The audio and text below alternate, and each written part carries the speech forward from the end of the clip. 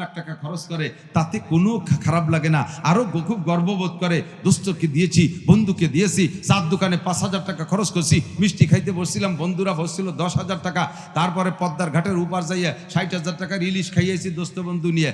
এরপরে আব্বাই যদি কয় বাবা আমি তবলিগি যাবো 3 চিল্লায়, আমার 4,000 টাকা দে, তোমার আর সালমান নাই, আর ছেলে নাই, আমার কাছে খালি বিরক্ত করো, আব্বা আমার একটা লুঙ্গি কিনে দে, তোমার আর ছেলেরা নাই। সে সময় বাপের কাছে যে কৃপণ সাজে, আছে না নাই কথা কন, আছে না? ওয়াদনা সাদিকাহু ওয়াকসাবা ওয়া যাহারাতিল মাযিফ ওয়াল কায়নাত ওয়া যাহারাতিল আসওয়াতু ফিল মাসাজিদ। কিয়ামতের 9 নম্বর আলামত হলো, হুজুর বলেন মসজিদের ভিতরে ইবাদত থাকবে না, মসজিদের মধ্যে ইবাদত থাকবে না, শোরগোল, চিল্লাপাল্লা, গল্প স্বল্প, দুনিয়াবি কিসসা, মসজিদের ভিতরে পচা রাজনীতির আলোচনা চলবে, ধর্মীয় কোনো আলোচনা থাকবে না, তিলাওয়াত থাকবে না, নামাজ থাকবে না। অথবা মসজিদ হবে মাসাজিদুহুম মুতাআবিরাতুন ওয়া হিয়া খারাবুন আনিল হুদা। এই সদরপুরের মানুষ ঘরে ঘরে বিদেশ থেকে মোটা মোটা টাকা কামাই করে আইসা আলিশান আলিশান মসজিদ বানায়, অথচ মসজিদের মধ্যে মুসল্লি নেই। কতক্ষণ মাসাজিদুহুম মুতাআমিরাতুন ওয়া হিয়া খারাবুন আনিল হুদা। আজান দেওয়ারও মুয়াজ্জিন নাই, ইমাম ছাড়া পিছনে ফজরের নামাজে মুসল্লি পাওয়া যায় না। এটা কিয়ামতের আলামত, ভালো করে মনে রাখবেন। এরপরে কয় আল্লাহ ওয়া যাহারাতিল আসওয়াতু বিল মাসাজিদ ওয়া সাদাল কবিলাতে, আর চোখে আঙ্গুল যে ধরাই দিচ্ছে, দেখেন আজিব তিনটা পরপর, তিনটে কি আশ্চর্যজনক। ওয়া সাদাল কবিলাতা ফাসিকুহুম, কওমের নেতৃত্ব দেবে, এদিক কওমের নেতৃত্ব দেবে, একেবারে ছোট নেতা থেকে নিয়ে বড় নেতা পর্যন্ত নেতৃত্ব দেবে ফাসেক যারা, তারা নেতৃত্ব দেবে। কারা? ফাসেক। একটুকান কারা? আরেকবার একটুকান কারা? ফাসেক। চেনেন? ফাসেক হলো যে ইচ্ছাকৃত ভাবে রেগুলার কবিরা গুনাহ করে, তারে কয় ফাসেক। তারে কি কয়? তাহলে নামাজ না পড়া সগীরা না কবিরা? আমাদের নেতারা তো তাহাজ্জুদ দিনের বেলাও পড়ে। এক নেতা শুনছি কয় আমি দিনের বেলাও 60 টাকা তাহাজ্জুদ পড়ি। প্রতিটি কোন জাজন চলে গেছে আল্লাহ জানে। আল্লাহু আকবার।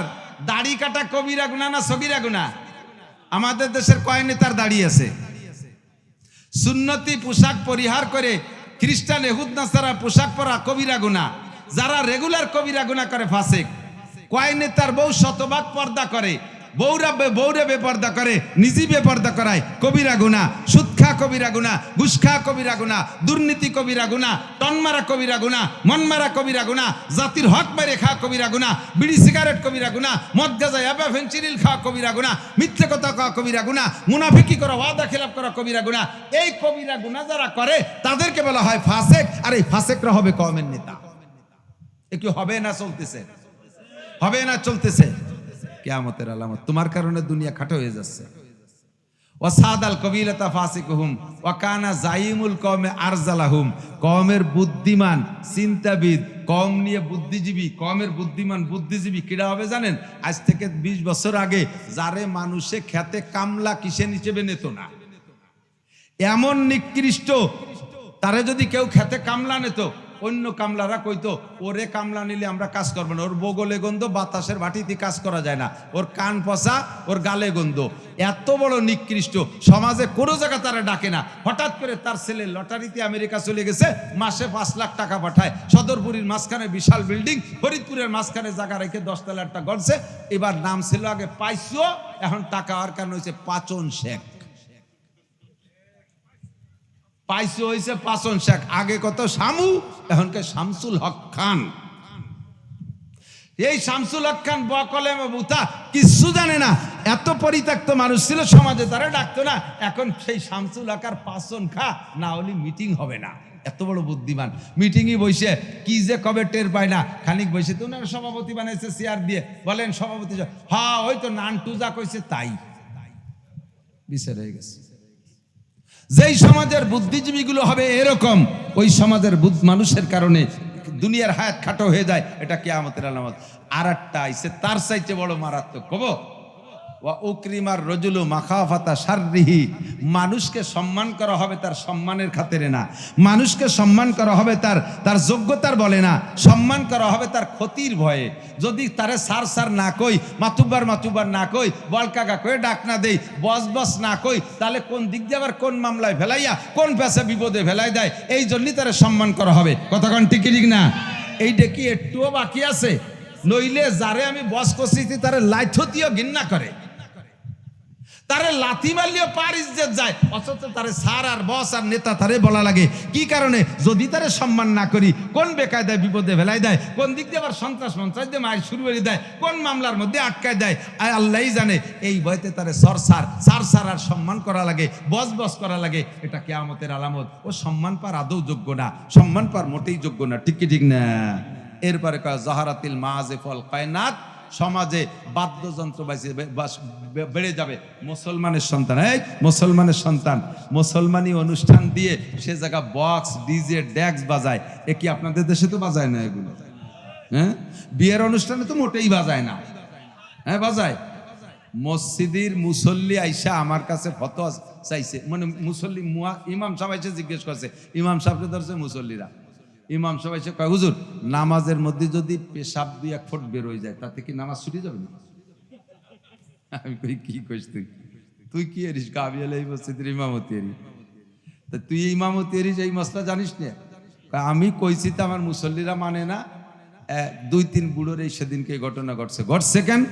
এই পাশের বাড়ি বিয়ের অনুষ্ঠানে এমন ভাবে ঢোলের বাড়ির ঠেলায় 3 বুড়োর 3 ফুট বাড়ি গেছে। আমি 3 জনের নামাজ শেষ, ও 3 জনের নামাজ। ইমাম সাহেব তাহলে তো আমার ওই নেই, ওরও বেড়ে গেছে। ঢোলের বাড়িতে মসজিদের মাটি কাঁপে। কতক্ষণ? তোমার কারণে দুনিয়ার হায়াত খাটো হয়ে যাচ্ছে, রেডি হয়ে যাও। আল্লাহর গজবে পড়বা, আল্লাহর গজবে পড়বা। বাদ্যযন্ত্র বাজনা সব জায়গা দেখেন। এই যে ইসলামী সঙ্গীত ইউটিউব চালান, ইসলামী সঙ্গীত নামে সঙ্গীত করছে না, ইউটিউব চালান, দেখবেন যে ভিতরে বাজনা আছে। প্রত্যেকটা ইসলামী সঙ্গীতের ভিতরে বাজনা ঢুকাই দিচ্ছে। যেই সঙ্গীতের মধ্যে বাজনা আছে, ওই সঙ্গীত যদি খালি আল্লাহর জিকিরও হয় তবুও তা হারাম। জিকিরের সাথে সাথে ঢোল তাবলার বাজনা, রসুলের দুরুদের সাথে সাথে ঢোল তাবলার বাজনা। সেদিন শুনি, বালাগাল উলা বিকামালিহি কাশাফাদ দুজা বিজামালিহি, এইটাই শেরটা পড়তেছে, তার ফাঁকে ফাঁকে বাজনা। তালা আল বাদরু আলাইনা মিন সানিয়াতিল ওয়াদাই, এইটা পড়তেছে, এই শেরগুলো পড়তেছে, তার ভিতরে বাজনা ঢুকাইতেছে। বাজনা এত পরিমাণ শুরু হয়েছে যে কোরআন শরীফের আয়াত তেলাওয়াত করছে, তাও বাজনা মিশাইয়া। আল্লাহর গজব, দুনিয়া তোমার কারণে খাটো হয়ে যাচ্ছে। এরপরে আরেকটা বলে নিয়ে এদিকে আসেন। আল্লাহ ওয়ালানা কি বলা হয়? ওয়াজাহারাতিল, কি বলা হয়? ওয়াজাহারাতিল মাযিব ওয়াশুরিবাতিল খুমুর, মদ, গাজা, ফেন্সিডিল, হিরোইন, বিভিন্ন নাম দিয়ে, মদরে আলাদা নাম দিয়ে, যারে মদ বোঝা যাবে না, এইভাবে প্রচলন হবে এত বেশি। ওপেনে এই সমস্ত নেশা খাই চলতে থাকবে। আর প্রত্যেকটা যুব সমাজ এই নেশাগ্রস্ত হয়ে যাবে।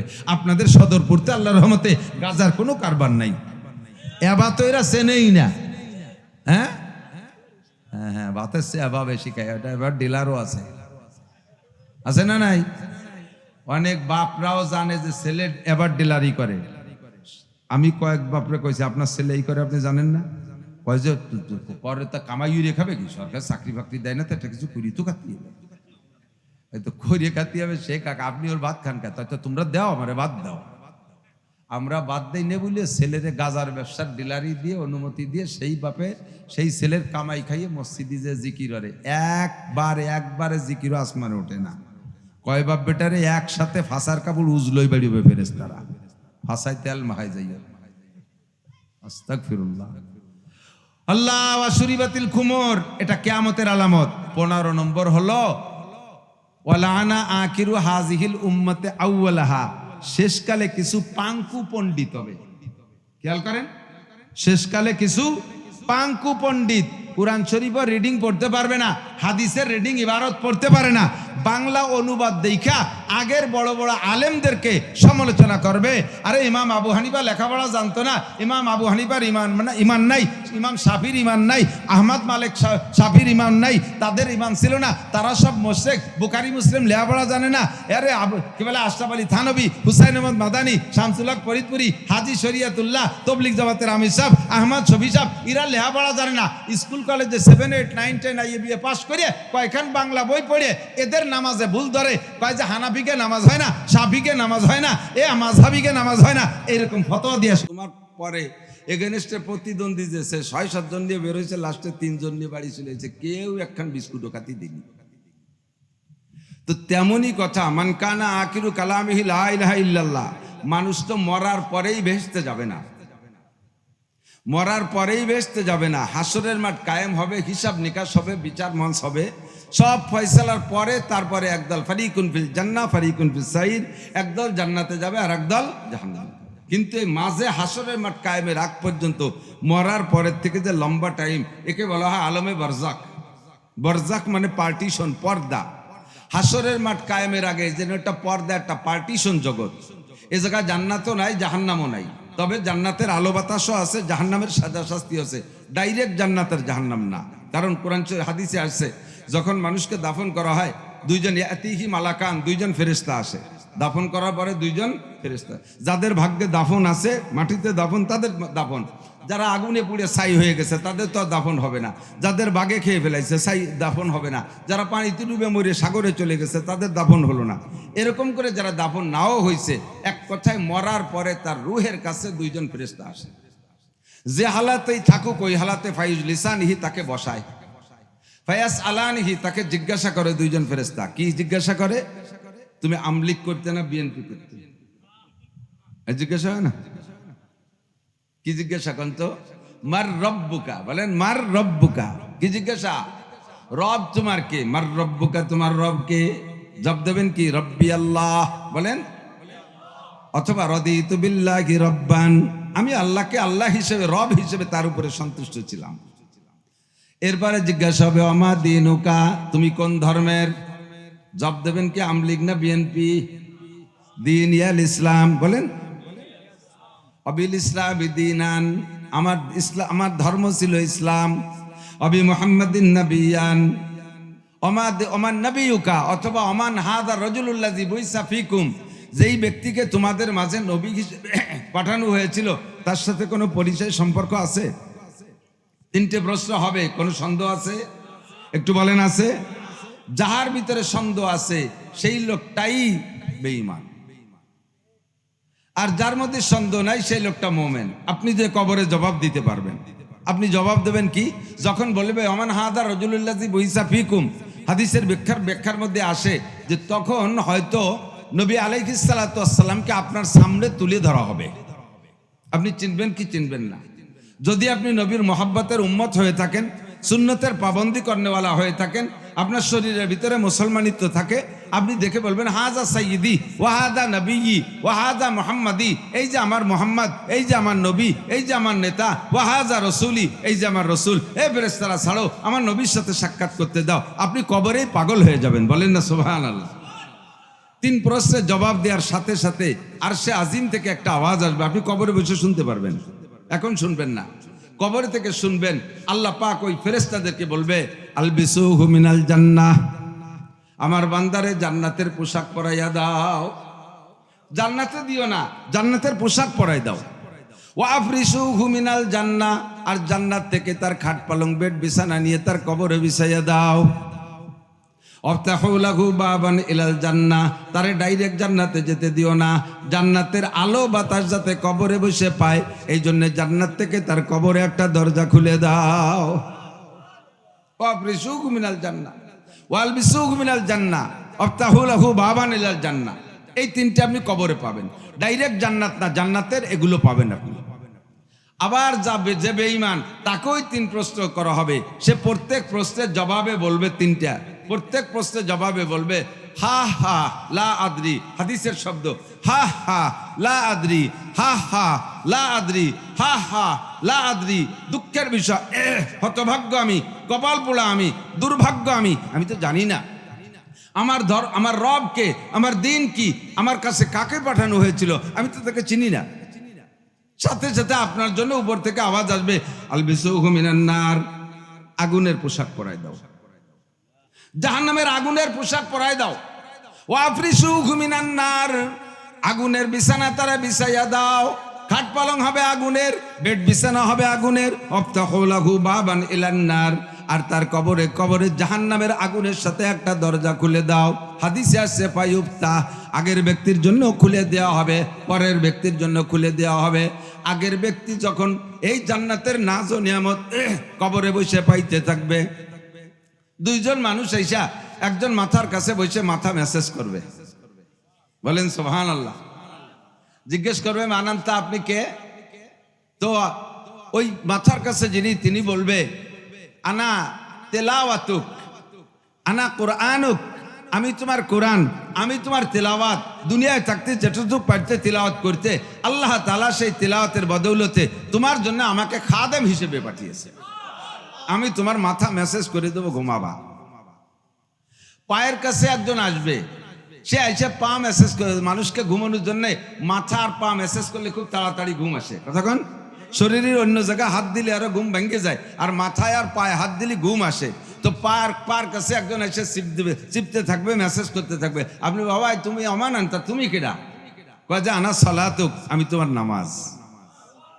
নামাজ আর তিলাওয়াত মাথার কাছে আর পায়ের কাছে আপনাকে মেসেজ করবে আর বলবে নুম কানাও মাতিল আরুস, নুম কানাও মাতিল আরুস, নুম কানাও মাতিল আরুস। নূতন দুলহার মতো ঘুমাও, তোমার কোনো টেনশন নাই। লা ইয়াস্তাইকিজুকা আহাদুন ইলা ইয়াউমিল কিয়ামা, কিয়ামত পর্যন্ত তোমাকে কেউ ঘুম থেকে উঠবে না। তুমি নূতন দুলহার মতো ঘুমাও, কোনো টেনশন নাই। লা তাহজান ওয়ালা তাখাব, ভয় পেও না, টেনশন করো না, আরামে ঘুমাইতে থাকবে।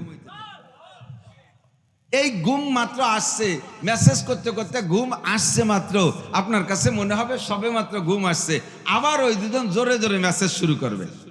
এই মেসেজে ঘুমটা ভেঙে যাবে। ভাই তোমরা ঘুম ভাঙাইলে কেন? কয় যে কুম বিইজনিল্লাহ, ভাই একটু ওঠেন। কয় কোন জায়গা উঠবো? কয় কিয়ামত হয়ে গেছে, প্রথম ফুও শেষ, মাঝখানে 40,000 বছর চলে গেছে, এখন দ্বিতীয় হু হয়ে গেছে, হাসরের মাঠে যাতে হবে। আপনি বলেন দাদি কেবল একটু ঘুম আইছিল, আর তুমি তো পুরো ঘুমোতে দিলে না, ঠেলে উঠে ফেললে। কটুক টাইমের মধ্যে হাসরের মাঠ? কয় যে কমপক্ষে 40,000 বছর চলে গেছে। সুখের রাত যাইতে বেশিক্ষণ লাগে, আর দুঃখের রাত চলে যায় দেখতে দেখতে। বিয়ে করে নিয়ে আইছেন বাসর রাত, বড় আনন্দের রাত, রাত 12টার দিক বাসায় ঢুকছেন বউ নিয়ে, মানুষ একটু বউটো দেহেটে চলে গেছে, এর বড় 5 ঘন্টা সময় রয়েছে শীতকালের রাত। তা কি দিয়ে কি রে যেন একটা গল্প শেষ, আজান দিয়ে দিয়েছে মুয়াজ্জিনকে। কি হলো বুঝলাম না, রাত শুরু হলেই মাত্র শেষ হয়ে গেল। আর যে রাত্রি আপনার ফাঁসি হবে আল্লাহ না করুক, সেই রাতটা কত বড় রাত হয়ে যায় চিন্তা করতে পারেন? রোগের রাত কত বড় হয়, অসুস্থতার রাত কত বড় হয়, বিপদের রাত অনেক বড় হয়ে যায়, ঠিক কি ঠিক না? আর ওই যে লোকটা দ্বিতীয় লোক প্রশ্নের জবাব দিতে পারে নাই, তার উপর দিয়ে চলে যাবে প্রত্যেক একটা দিন তার কাছে মনে হবে খামসিনা আলফা সানা, 40,000 বছর। একেবারে সর্বশেষ লোক যেই লোকটা কবরে মারা যাবে, ওই লোকটার পরও হাসরের মাঠে উঠতে 40,000 বছর। এই 40,000 বছরে প্রত্যেক একটা দিন তার কাছে খামসিনা আলফা সানা, 50,000 বছরের মতো মনে হবে। কারণ জাহান্নামের আগুন শোলা মেরে মেরে আসতেছে। তাকেও ফেরেশতারা ঠাট্টা হইরে কবে কি নুম কানাও মাতিল আরুস, তোমার গায়ে জাহান্নামের জামা, প্যান্ট, গেঞ্জি, জাঙ্গি মেঙ্গি সব জাহান্নামের। এ হলো জাহান্নামের আগুনের পোশাক। আর তারে জাহান্নামের খাট পালং ল্যাপ তোষক দিয়ে ঠেসে জুড়িয়া এরবারে জাহান্নামের আগুনের দরজা খুলিয়ে দিয়ে কয় তুমিও নূতন দুলমিয়ার মতো ঘুমাও। ওরও কবে নুম কানাও মাতিল আরুস। ওর কি নতুন দুলমিয়ার মতো ঘুম আসবে? দুলমিয়া আছেন তো, নতুন জামাই নতুন দুলমিয়া, তার কিরকম ঘুম আসে? এটা হলো কেমন কথা? এদিক দেখান। অনেক সময় মা পিঠে বানায় আদরের সন্তানে, আব্বু খাও শোনা খাও, খাইতে চায় না, তারপর মুখের মধ্যে একখান ঠেলে দেয়, ঢুকোই দেয়। আর একটা পুলা 7-8 বছর 10 বছর বয়স, মার সাথে বিয়াদবি হচ্ছে, মা তারের দেশে ধাওয়া, ও বাড়িতে দৌড়ই যে বাইরে যে ওই জায়গায় যে ডেলা মারে। মা এই সময় লাঠি না স্যার কয় আয় তোর জন্য ফিটে বানাইছে, জম্মের কান খাওয়াবো। এই সময় কি ফিটে না পিটেন? এরেও ভিটে খায়, ওরও ভিটে খায়। এর ভিটে অরিজিনাল ভিটে, ওর ভিটে এলো লাঠি দিয়ে ধুলাই, ঠিক না? এনারও কইছে নূতন দুলামিয়ার মতো ঘুমাও, উনারও কয় নূতন দুলামিয়ার মতো ঘুমাও। এই যে মাঝের টাইমটা, এটা জান্নাতও না জাহান্নামও না। যাবেন জান্নাতে কবে? হাসরের মাঠ কায়েমের পরে, বিচারের পরে। কিন্তু যে ব্যক্তি মরণের সময়, বাবা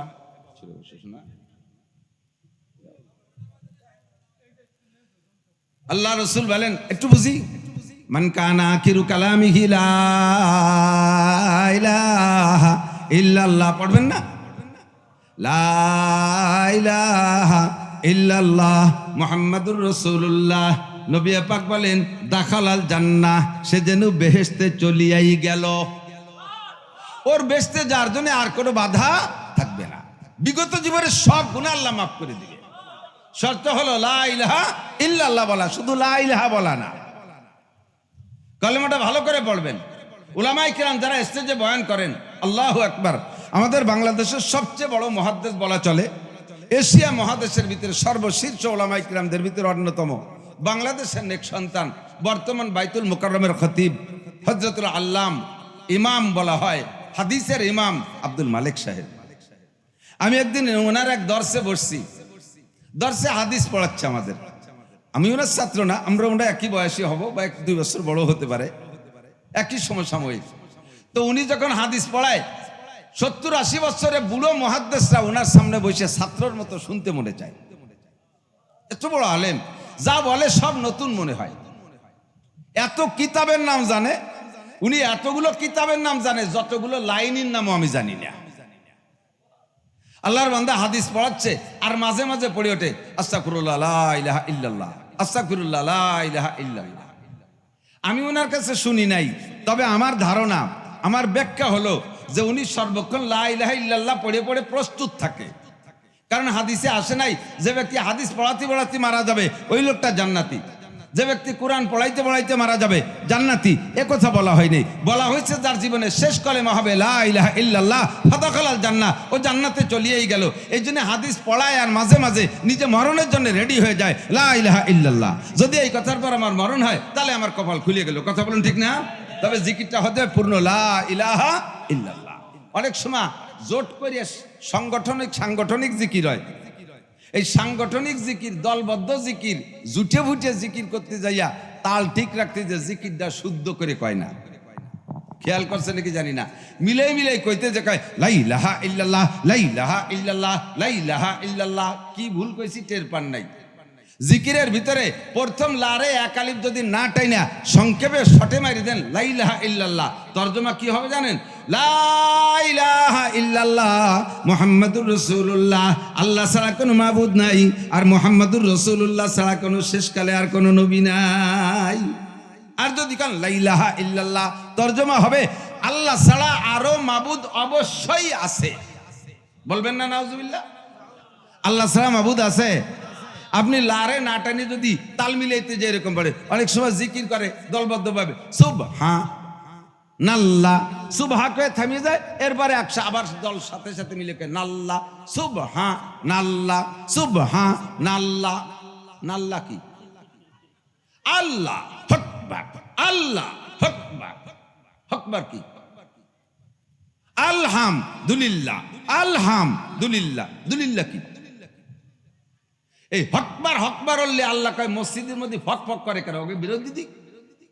কি জিকির? ক্লিয়ার জিকির। বলেন সুবহানাল্লাহ, আলহামদুলিল্লাহ, আল্লাহু আকবার, সুবহানাল্লাহ, আলহামদুলিল্লাহ, আল্লাহু আকবার। দুরূদ পড়বেন তো পূর্ণ দুরূদ পড়বেন। নবী পাক বলেন মান সাল্লাল্লাহু আলাইহি মাররা সাল্লাল্লাহু আলাইহি আশরা মাররা, যে আমার উপরে একবার দুরূদ পড়ে আল্লাহ তার উপরে 10টি রহমত নাজিল করে। এবার যত দুরূদ আছে তার মধ্যে আমি খুঁটে খুঁটে বাইসা শ্রেষ্ঠ দুরূদটা পড়বো। মুসলমানের ইবাদতের মধ্যে শ্রেষ্ঠ ইবাদত নামাজ। ধরে বলেন শ্রেষ্ঠ ইবাদত কি?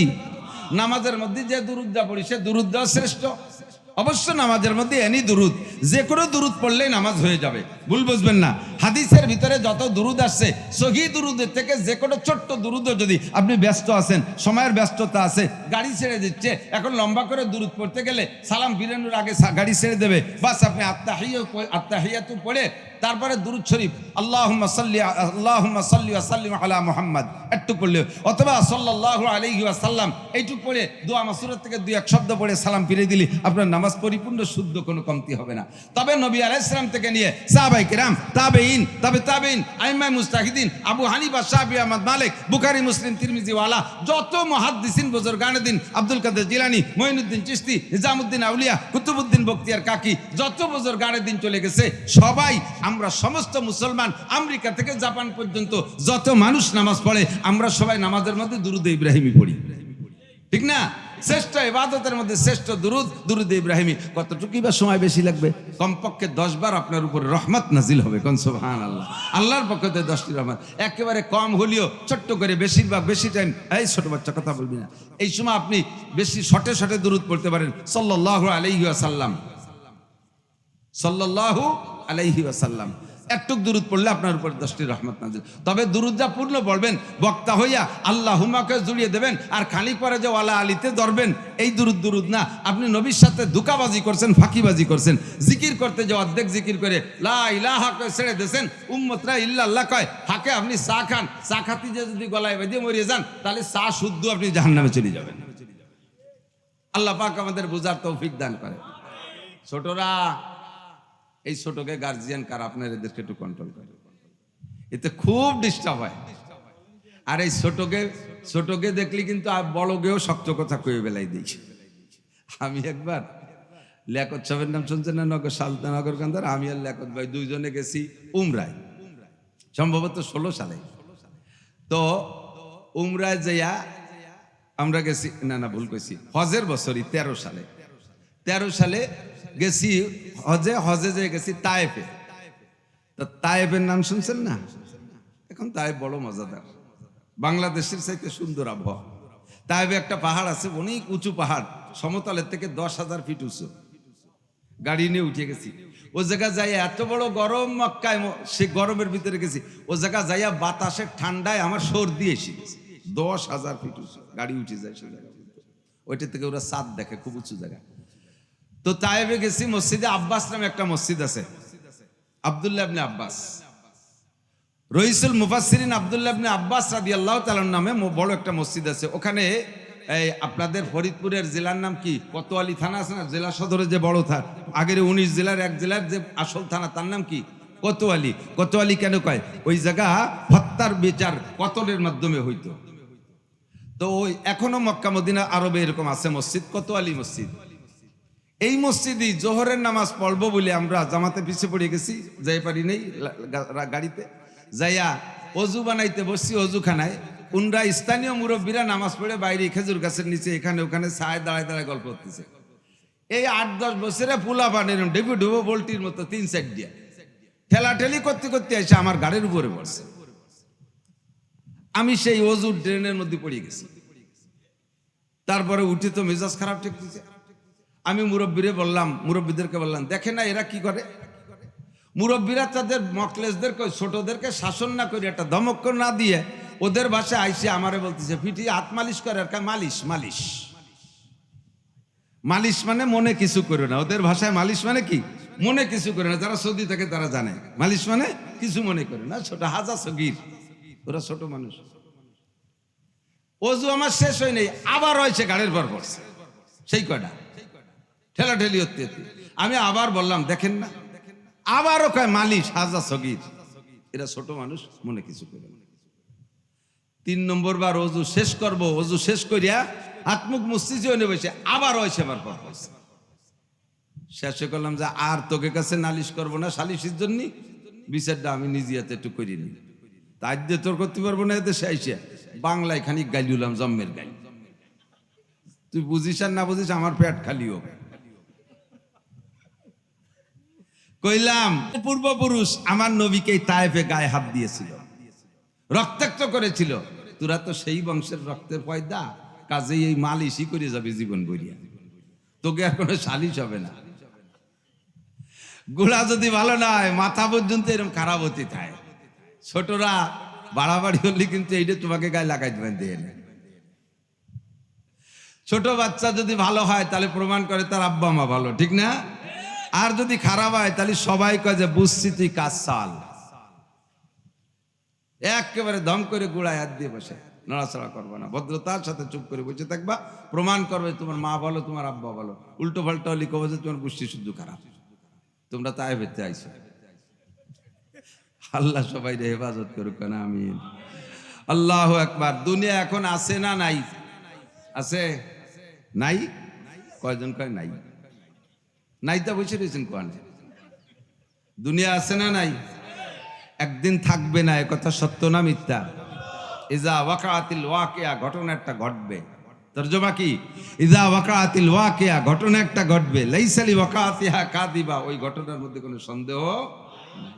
ইমানের 7টা অঙ্গ প্রথম ধাক্কায়। ইমানে মুফাসসাল পড়েন, পারেন তো? পারেন ইমানে মুফাসসাল? গতকালকে আমি এক জায়গা ওয়াজের ভিতরে কলেমায়ে তয়্যিবা আর কলেমায়ে শাহাদাত নষ্ট করাচ্ছি। আল্লাহু আকবার। নড়াইল, ওই জেলা নড়াইল আছে না, নড়াইল থেকে এক জামাত আইছে আমাদের গোপালগঞ্জের এক থানা, কাশিয়ানী থানার শেষ উত্তর সাইডে একটা জায়গা আছে, ওই জায়গার নাম নড়াইল, ছোট্ট একটা গ্রাম নড়াইল। তো ওই নড়াইল থেকে এই নড়াইল জামাত আইছে, তবলিগ জামাত। আমি ওখানে মাহফিলে গেছি। 3 দিন জামাতের টাইম চলে গেছে, এক মসজিদে 3 দিন কাটাইছে। তবলিগওয়ালারা আইসা বুড়োদেরকে খবর নিয়ে দেখে অজুর মশলা জানে না, গোসলের মশলা জানে না, নামাজের 13 ফরজ জানে না, নামাজের 14 ওয়াজিব জানে না, 28টা সুন্নতে মুআক্কাদা জানে না, তারপরে অজু ভাঙ্গার কারণ 7টি জানে না, কিছু জানে না। এরকম পাকা 70-80 বছরই একেবারে পাইয়ে ঝুলু হয়ে গেছে এরকম বুড়ো কয়লা। লাস্টে খবর নিয়ে দেয় যে বুড়োরা কলেমাও পারে না, আবার নামাজ পড়তে পড়তে কপাল ঘষা হয়ে গেছে। তা আমি সব কয়, নামাজের সব কিছুর আগে তো লাগবে কলেমা। কতক্ষণ কলেমা আগে লাগবে না? কলেমা না পড়ে যদি সারা জীবন ভরে ভালো কাজ করে, সারা জীবন ভরে নামাজ পড়ে, আল্লাহর কসম 1 সেকেন্ডের জন্য জান্নাতে যেতে পারবে না। কলেমা হলো ইমানের বস্তার তলার সেলাই। একটু উদাহরণ না দিলে বোঝা যায় না। বড় একটা বস্তা, এই বস্তার ভিতরে ধান রাখছেন, গম রাখছেন, যা রাখা দরকার সব রাখছেন, কিন্তু বস্তার তলিতে সেলাই নাই। উপরে বস্তার কান ধরে টাইনি উঠলি একটু থাকবে, তলিতে সব বেরোয় যাবে না। আপনার নামাজ, রোজা, হজ, যাকাত, তাসবিহ, তাহলিল, জিকির, বিকির, মসজিদ, মাদ্রাসা, তেলাওয়াত, তাবলীগ, সরমনাই, যা কিছু ইবাদত আছে সব ঢুকানোর জন্য একটা বস্তা আছে। ওই বস্তার তলায় একটা সেলাই দিতে হবে, তাহলে এগুলো ভিতরে থাকবে। সেই সেলাইটার নাম হলো লা ইলাহা ইল্লাল্লাহ মুহাম্মাদুর রাসূলুল্লাহ। ইমানের কলেমার সেলাই, ঠিক না? 70 বছর নামাজ পড়ছেন, সূরা কিরাত কিছু জানো নাই, সিজদা দেছো কাউর মতো, কানুকরাতিল গুরাব, কাউর ঠোয়ের মতো ঠুয়াই গেছো খালি, কিন্তু তোমার কলেমাটা আজও ঠিক হয় নাই। এই জন্য আমি সব অভিযান লাগাইছে যে এই বুড়ো কটার আগে কলেমা, যে কটা চাকা পাংচার হয়ে গেছে, ঠ্যাং এখান কবরে চলে গেছে, আজও মরতে পারে, 2 দিন লাস্টিংও করতে পারে, এই কটারে কমপক্ষে কলেমা পড়াইয়া কবরে পাঠানো যায় নাকি। নামাজ কালাম সব বাদ দিয়ে কলেমা শিয়েছে 3 দিন। 3 দিনের পরে আজকে এসে আমার মাহফিলে ওই আমির সাহেব বলতেছে, হুজুর আপনি সারা দেশে তবলিগে রস করেন, আপনার গোপালগঞ্জের ভিতরে কি তবলিগে একটুও করেন নাই? কি হয়েছে? 3 দিন পর্যন্ত কয় বুড়োরা কলেমা পড়াইছি, আজকে ইশার পরে ইন্টারভিউ নিয়ে আসলাম, সে বুড়োরা কয় লা ইলাহা মুহাম্মাদুর রাসূলুল্লাহ, লা ইলাহা মুহাম্মাদুর রাসূলুল্লাহ, ইল্লাল্লাহ কয় না। পরে আমি তো রাগ হয়ে গেছি, মিয়া এতদিন কর নাই, আজকে আমি ইল্লাল্লাহ কয় 3 দিন পর্যন্ত পড়াচ্ছি, এখনো কলেমা ঠিক করে পড়েন না। সে বুড়ো আমারে রাগ করে, কয় মিয়া সব জায়গার কলেমা একরকম নাকি? সব জায়গার কলেমা সব জায়গায় একরকম না, জায়গা বিশেষ পার্থক্য আছে। আমেরিকার মুসলমানের কলেমা কি? লা ইলাহা। যতবার জিজ্ঞেস করতে বলবেন, আপনার একটা লাভ হয়ে যাচ্ছে গোপনে গোপনে, তা আগে কয়ে নেই নাই বিদায় কৃপণতা করতেছেন। যে ব্যক্তি একবার কলেমায় লা ইলাহা ইল্লাল্লাহ পড়ে, নবী পাক বলেন তামলাউ মা বাইনা সামাই ওয়াল আরদ, আসমান আর জমিনের মাঝখানে সমস্ত ফাঁকা জায়গা তার জন্য নেকিতে ভরে যায়। তাহলে সুযোগ পেলেই পড়ে নেব লা ইলাহা ইল্লাল্লাহ। আমেরিকায়ও লা ইলাহা ইল্লাল্লাহ, জাপানের মুসলমানও, পৃথিবীর যেখানে মুসলমান হতে হবে তার কলেমার নাম কি? লা ইলাহা ইল্লাল্লাহ, ঠিক কি না? আল্লাহ পাক আমাদের শুদ্ধ করে পড়ার তৌফিক দান করে, বলেন আমিন। বহুজন জানেন না কলেমায় তয়্যিবা পড়াইছি, কলেমায় শাহাদাত পড়াইছি। গতকাল বললাম তাহলে কলেমায় শাহাদাতটা পড়েন তো। কলেমায় শাহাদাত পড়তে কইছি, কলেমায় তয়্যিবা পড়িয়ে উঠছে। মিনিমাম 80 বছর এক বুড়ো বলে, মিয়া আজও কলেমায় তয়্যিবা আর শাহাদাতের পার্থক্য বোঝেন না, ইমানে মুফাসসাল পারেন না। এর ভিতরে বাছাই করতে গেলে অর্ধেক মানুষ ফেল করবেন ইনশাআল্লাহ ইমানে মুফাসসাল। তাহলে ঠিকটা কি ঠিক না বেঠিক? এই যে কলেমা ইমানে মুফাসসাল পারেন না বলে ঠিক করলেন, এই ঠিকটা কি ঠিক না বেঠিক? তাহলে পড়া দরকার আছে না নাই? জীবনে একবার হলেও পড়া ফরজ। বলেন আমানতু বিল্লাহি ওয়া মালাইকাতিহি ওয়া কুতুবিহি ওয়া রুসুলিহি। অনেকে কুতুবিহি কয়, কুতুতে টান দেবেন না, রুসু কয় সুরে টান দেবেন না। ওয়া কুতুবিহি ওয়া রুসুলিহি ওয়াল ইয়াউমিল আখিরি ওয়াল কদরি খায়রিহি ওয়া শাররিহি মিনাল্লাহি তাআলা ওয়াল বাসি বাদাল মাউত। তর্জমা বুঝে নেন আর সাথে সাথে বিশ্বাস স্থাপন করবেন। আমানতু বিল্লাহি, আমি আল্লাহকে বিশ্বাস করি। আল্লাহ আছে না নাই? ওয়া মালাইকাতিহি, ফেরেশতা আছে না নাই? ওয়া মালাইকাতিহি ওয়া কুতুবিহি, যত আসমানি কিতাব 104 খানা আসমানি কিতাব আল্লাহ পাক নাজিল করেছেন সবই সত্য। তবে এখন চলবে একমাত্র কোরআন, কিয়ামত পর্যন্ত। আর তৌরাতের কার্যক্রম চলবে না, ইনজিলের কার্যক্রম চলবে না।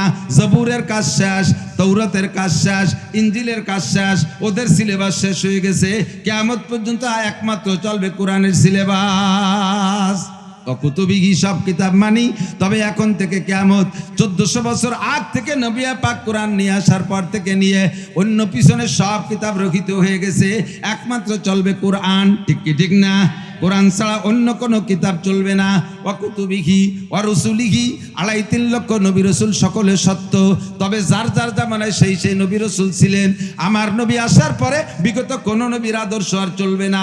নবী পাক বলেন, আমি নবুয়তি পাওয়ার পরে যদি আল্লাহ পাক ওয়ালা ফারজান ধরে নেন, মুসা আলাইহিস সালামকে আবার পাঠাইয়া দেয়, ঈসা আলাইহিস সালামকে আবার পাঠাইয়া দেয়, ইব্রাহিমকে আল্লাহ আবারও পাঠাইয়া দেয়, আদম নবী থেকে সব নবী রসুলকে যদি আর একবার দুনিয়া আমার উপস্থিতিতে পাঠাইয়া দেয়, অর্থাৎ আমি নবী হওয়ার পরে যদি পাঠাইয়া দেয়, কিয়ামত পর্যন্ত সব নবীদের আবার আমার কলেমা পড়ে আমার উম্মত হিসেবে কার্যক্রম করতে হবে। ওই নবী তার না কার্যক্রম চালাইতে পারবে না। আমার নবীর কলেমা আমরা বিশ্বাস করি, সব নবী রসুল সত্য। তবে কিয়ামত পর্যন্ত আর কয়জন নবী, আর কোন নবী লাগবে? একটু বলেন লাগবে? একমাত্র মুহাম্মদুর রাসূলুল্লাহ। কথা বলুন ঠিক কি ঠিক না? গোলাম আহমদ কাদিয়ানির ভক্ত দেশে আছে না নাই? গোলাম আহমদ কাদিয়ানি নবী না কাফের? একটু বলেন না কি? যদি এই কাফের কইতে কৃপণতা করেন, মনে করেন আমি মুরব্বী মানুষ, সবাই তো করছে, আমি আর কব কি, তাহলে আপনি কাফের না বলার পক্ষে। আর সুকুতু নিসফুর রিজা, চুপ থাকা সন্তুষ্টির আলামত, পক্ষপাতিত্বের আলামত। গোলাম আহমদ কাদিয়ানি মোমেন না কাফের? নবী না ভণ্ড? তাকে যারা ভণ্ড বল না বলবে তারাও ভণ্ড, তাকে যারা কাফের বল না বলবে তারাও কাফের। শক্তি ক্ষমতা থাকতে যারা তাদেরকে রাষ্ট্রীয়ভাবে কাফের বলে স্বীকৃতি না দেবে তারাও বেঈমান, তাদের ইমানের মধ্যে সমস্যা আছে। পারি নাই আগের কোন সরকার রে দিয়ে। ভাবছিলাম যে আমাকে মুরব্বী আইছে অনেকদিন পর দেশেতে, উনি আইসে আমাদের প্রধান উপদেষ্টা, কমপক্ষে এই কাজটুক করবে, তাতেও উনি হাত দিলেন না। এই জায়গা পশ্চিমে ইহুদিদের কার্যক্রম চলতেছে, গোলাম আহমদ কাদিয়ানি ধর্ম আমাদের মধ্যে সাপ্লাই দিচ্ছে। আর কিয়ামত পর্যন্ত কোন নবীর দরকার নাই। ঠিক কি ঠিক না? আল্লাহ পাক আমাদের এই বিশ্বাসে মজবুত থাকার তৌফিক দান করুক। আর রসুলিহি 4 ওয়াল ইয়াউমিল আখির। ইয়াউমে আখির মানে শেষ দিন। বলেন ইয়াউমে আখির মানে শেষ দিন। শেষ দিন মানে কি? আজকে কি বার? মঙ্গলবার গেল, বুধ বৃহস্পতি শুক্র, এভাবে সপ্তাহ 7 দিনের মধ্যে ঘুরতেছে না। লাস্টে একটা দিন আসবে মুহররম মাসের 10 তারিখে শুক্রবার। আল্লাহর কসম, ওই শুক্রবারের পরে আর দুনিয়ায় শনিবার হবে না। এর নাম হলো ইয়াউমে আখির, দুনিয়ার দিনের শেষ দিন। সেই দিনটা হলো ইদা ওয়াকাতিল ওয়াকিয়া লাইসা লিওয়াকাতিয়া কাদিবা। ওই দিন ধ্বংস হবে দুনিয়া, ওর মধ্যে কোনো সন্দেহ নাই। 6 নম্বর হলো ওয়াল কদর, ভাগ্যকে বিশ্বাস করি। চেয়ারম্যান বানায় কে? মেম্বার বানায় কে? শিল্পপতি কে বানায়? রাষ্ট্রপতি কে বানায়? ভগ্নিপতি কে বানায়? ধনী গরিব কে বানায়? সম্মান বেইজ্জত কে ইজ্জত কে দেয়? বেইজ্জত অপমান কে করে? রিজিকের মালিক কে? সর্বময় ক্ষমতার মালিক আল্লাহ, সর্বময় তকদিরের মালিক আমার আল্লাহ। বিশ্বাস করেন? বিশ্বাস করেন? ফাঁকে একটু কথা কয়ে যাই, এ জায়গায় হাজারো অভিযোগ থাকে। এমনি নবী পাক বলেছেন, তকদিরের আলোচনা বেশি লম্বা করে করবা না। তকদিরের আলোচনা যখনই করবা, তখন তোমার সামনে যারা থাকবে তাদের ভিতরে শয়তানের প্রশ্ন শিখাই দেবে। আর তকদিরের প্রশ্নে আসলে তুমি জব দিয়ে শেষ করতে পারবা না। সংক্ষিপ্ত কথা হলো, আমি আপনি যা করব এইটা আল্লাহ পাক জানে, যাই না আমার আপনার জন্য আমল নামায় লিখে রাখছে। এর নাম হলো তকদির। এটা উপরেতে ফয়সালা হয়। কতক্ষণ? এর নাম তকদির। বলতে গেলে অনেক লম্বা হয়ে যাবে, সেদিকে যাব না। তো আল কদরি খাইরিহি ওয়া শাররিহি মিনাল্লাহি তাআলা। কাহার উপর অভিযোগ দিয়ে লাভ নাই, অভিযোগ করে লাভ নাই। সাথে সাথে মনে রাখবেন, আমরা এই সর্বময় ক্ষমতার মালিক, তকদিরের মালিক আল্লাহ জানি, অথচ মানুষের উপরে মানুষে অভিযোগ করি। যদি তকদিরকে বিশ্বাস করতাম, কোনো অভিযোগ করতাম না। আমরা বিশ্বাস করি ক্ষমতার উৎস জনগণ। একথা কয় না? নেতারা কয় কি না? কাজেই জনসমর্থন নেয়ার জন্য আদা জল খাইয়ে নি তারা নামে, যা না করা যায় তাও করে। আহা, কব কি কব না, সতর্ক করে দেই, সাবধান। ক্ষমতা উপরে বরাদ্দ আছে, কিন্তু এবার বিএনপি ক্ষমতায় যাবে না জামাত ইসলাম ক্ষমতায় যাবে না এনসিপিরা ক্ষমতায় যাবে না সরমুনার দল ক্ষমতা যাবে, উপরে কিন্তু লেখা হয়ে গেছে, ঠিক না? উপরে লেখা হয়ে গেছে, সেই অনুযায়ী কাজ হবে। কিন্তু আমি আমার ঈমান, আমার আকীদা, আমার সব কিছুকে বিসর্জন দিয়া আমি দুনিয়ায় দুনিয়া ভোটের জন্য বেঈমানি কাজ করতে পারি না। এই দুর্গা পূজায় আমাদের হুজুররাও দলে দলে যাইয়া পূজা উদ্বোধন করে দিয়ে আসতেছে। যতদিন হুজুররা পুজো উদ্বোধনে যায় নাই, হিন্দুকে পুজোই তো হইনি, ও পুজো আবার কাজা ওরা লাগবে, কারণ একদিন হুজুররা আইছিল না।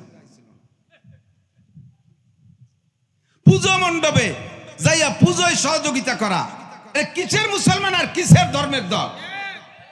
হতেই পারে না, এ কথা আদৌ মেনে নিতে পারবো না। কথা বলুন, ঠিক না? আমার এদেশের হিন্দুদের নিরাপত্তা দেওয়ার দায়িত্ব আমার না, রাষ্ট্রীয় দায়িত্ব সরকার, ডক্টর ইউনূস সাহেবের দায়িত্ব, স্বরাষ্ট্র উপদেষ্টা মন্ত্রী পদে যিনি আছেন তার দায়িত্ব। সেনাবাহিনী, পুলিশ দিয়ে এদেশের সকল ধর্মের পাহারাদারি করবে। হিন্দুদের মন্দির যেন না ভাঙে, তাদের মূর্তি যেন না ভাঙে, পূজায় যেন বাধা না দেয়, এ দায়িত্ব সরকারের।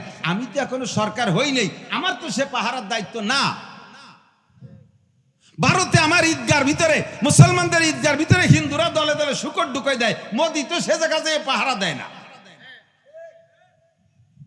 আমাদের ঈদের নামাজ পড়তে দেয় না, কুরবানি করতে দেয় না, বাবরি মসজিদ ভেঙে গুঁড়ো গুঁড়ো করে সে জায়গায় রাম মন্দির বানাইলো, সে জায়গা তো মোদি বাধা দেয় না, বরঞ্চ মোদি সেই মসজিদ মন্দিরের জন্য কোটি কোটি টাকা দিয়া আজীব এক মন্দির বানাইছে মসজিদের এগেনস্টে, সে জায়গা তো তারা আমাদের এক পয়সার উপকার করে না। আমাকে এত কি মাথায় পেঁচছে যে তাকে পুজো পাঠে আমাদের এই ক্ষমতায় যার আগেই পাহারাদারি করতে হবে? ক্ষমতা কার হাতে?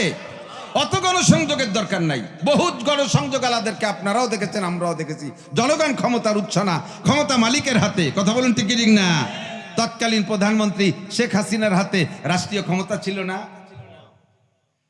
আর্মি ওনার হুকুমে উঠতে বসতো, র্যাব ওনার হুকুমে উঠতে বসতো, পুলিশ ওনার হুকুমে চলে, সেনাবাহিনী ওনার হুকুমে, নৌবাহিনী ওনার হুকুমে, বিমান বাহিনী ওনার হুকুমে, র্যাব ওনার হুকুমে, আনসার বাহিনী ওনার হুকুমে, যুবলীগ সব তার দলে, ছাত্রলীগ সব তার দলে, আওয়ামী লীগ সব তার দলে, কৃষক লীগ সব তার দলে, শ্রমিক লীগ সব তার দলে, ব্যবসায়ী বণিক লীগ সব তার দলে, নারী লীগ সব তার দলে, যুবক লীগ সব দলে, যুবতী লীগ সব দলে, সব লীগ তার ক্ষমতায়, তার হাতের ভিতরে। অথচ মাত্র নিরস্ত্র কয়েকজন মানুষের স্লোগানে কিভাবে পরাজিত হয়ে চলে যাওয়া লাগলো, প্রমাণ করে জনসমুদ্র আর ক্ষমতা জনগণ, এটা ক্ষমতার উৎস না। এত জনগণ থাকা সত্ত্বে কোনো ক্ষমতায় কাজ হলো না, উপরের থেকে বরাদ্দ হয়েছে, তোমাকে চলে যেতে হবে, যাওয়া লাগলো, ঠিক ঠিক না? আমরা বৈধ পন্থায় গণসংযোগ করি, অবৈধ পন্থায় গণসংযোগ করলে আপনি তকদিরের উপরে হস্তক্ষেপ করছেন বলে প্রমাণ হবে। আল্লাহ আমাদের ঈমান ঠিক রাখার তৌফিক দান করুন। ওয়াল বাসি বাদাল মাউত, এই সাতটাকে বিশ্বাস করা, মরার পরে আবার উঠতে হবে। কতকাল মরার পরে পুনরুত্থান হবে? আরে ভাই, বিশ্বাস করেন হবে নাকি মরা পর্যন্ত শেষ?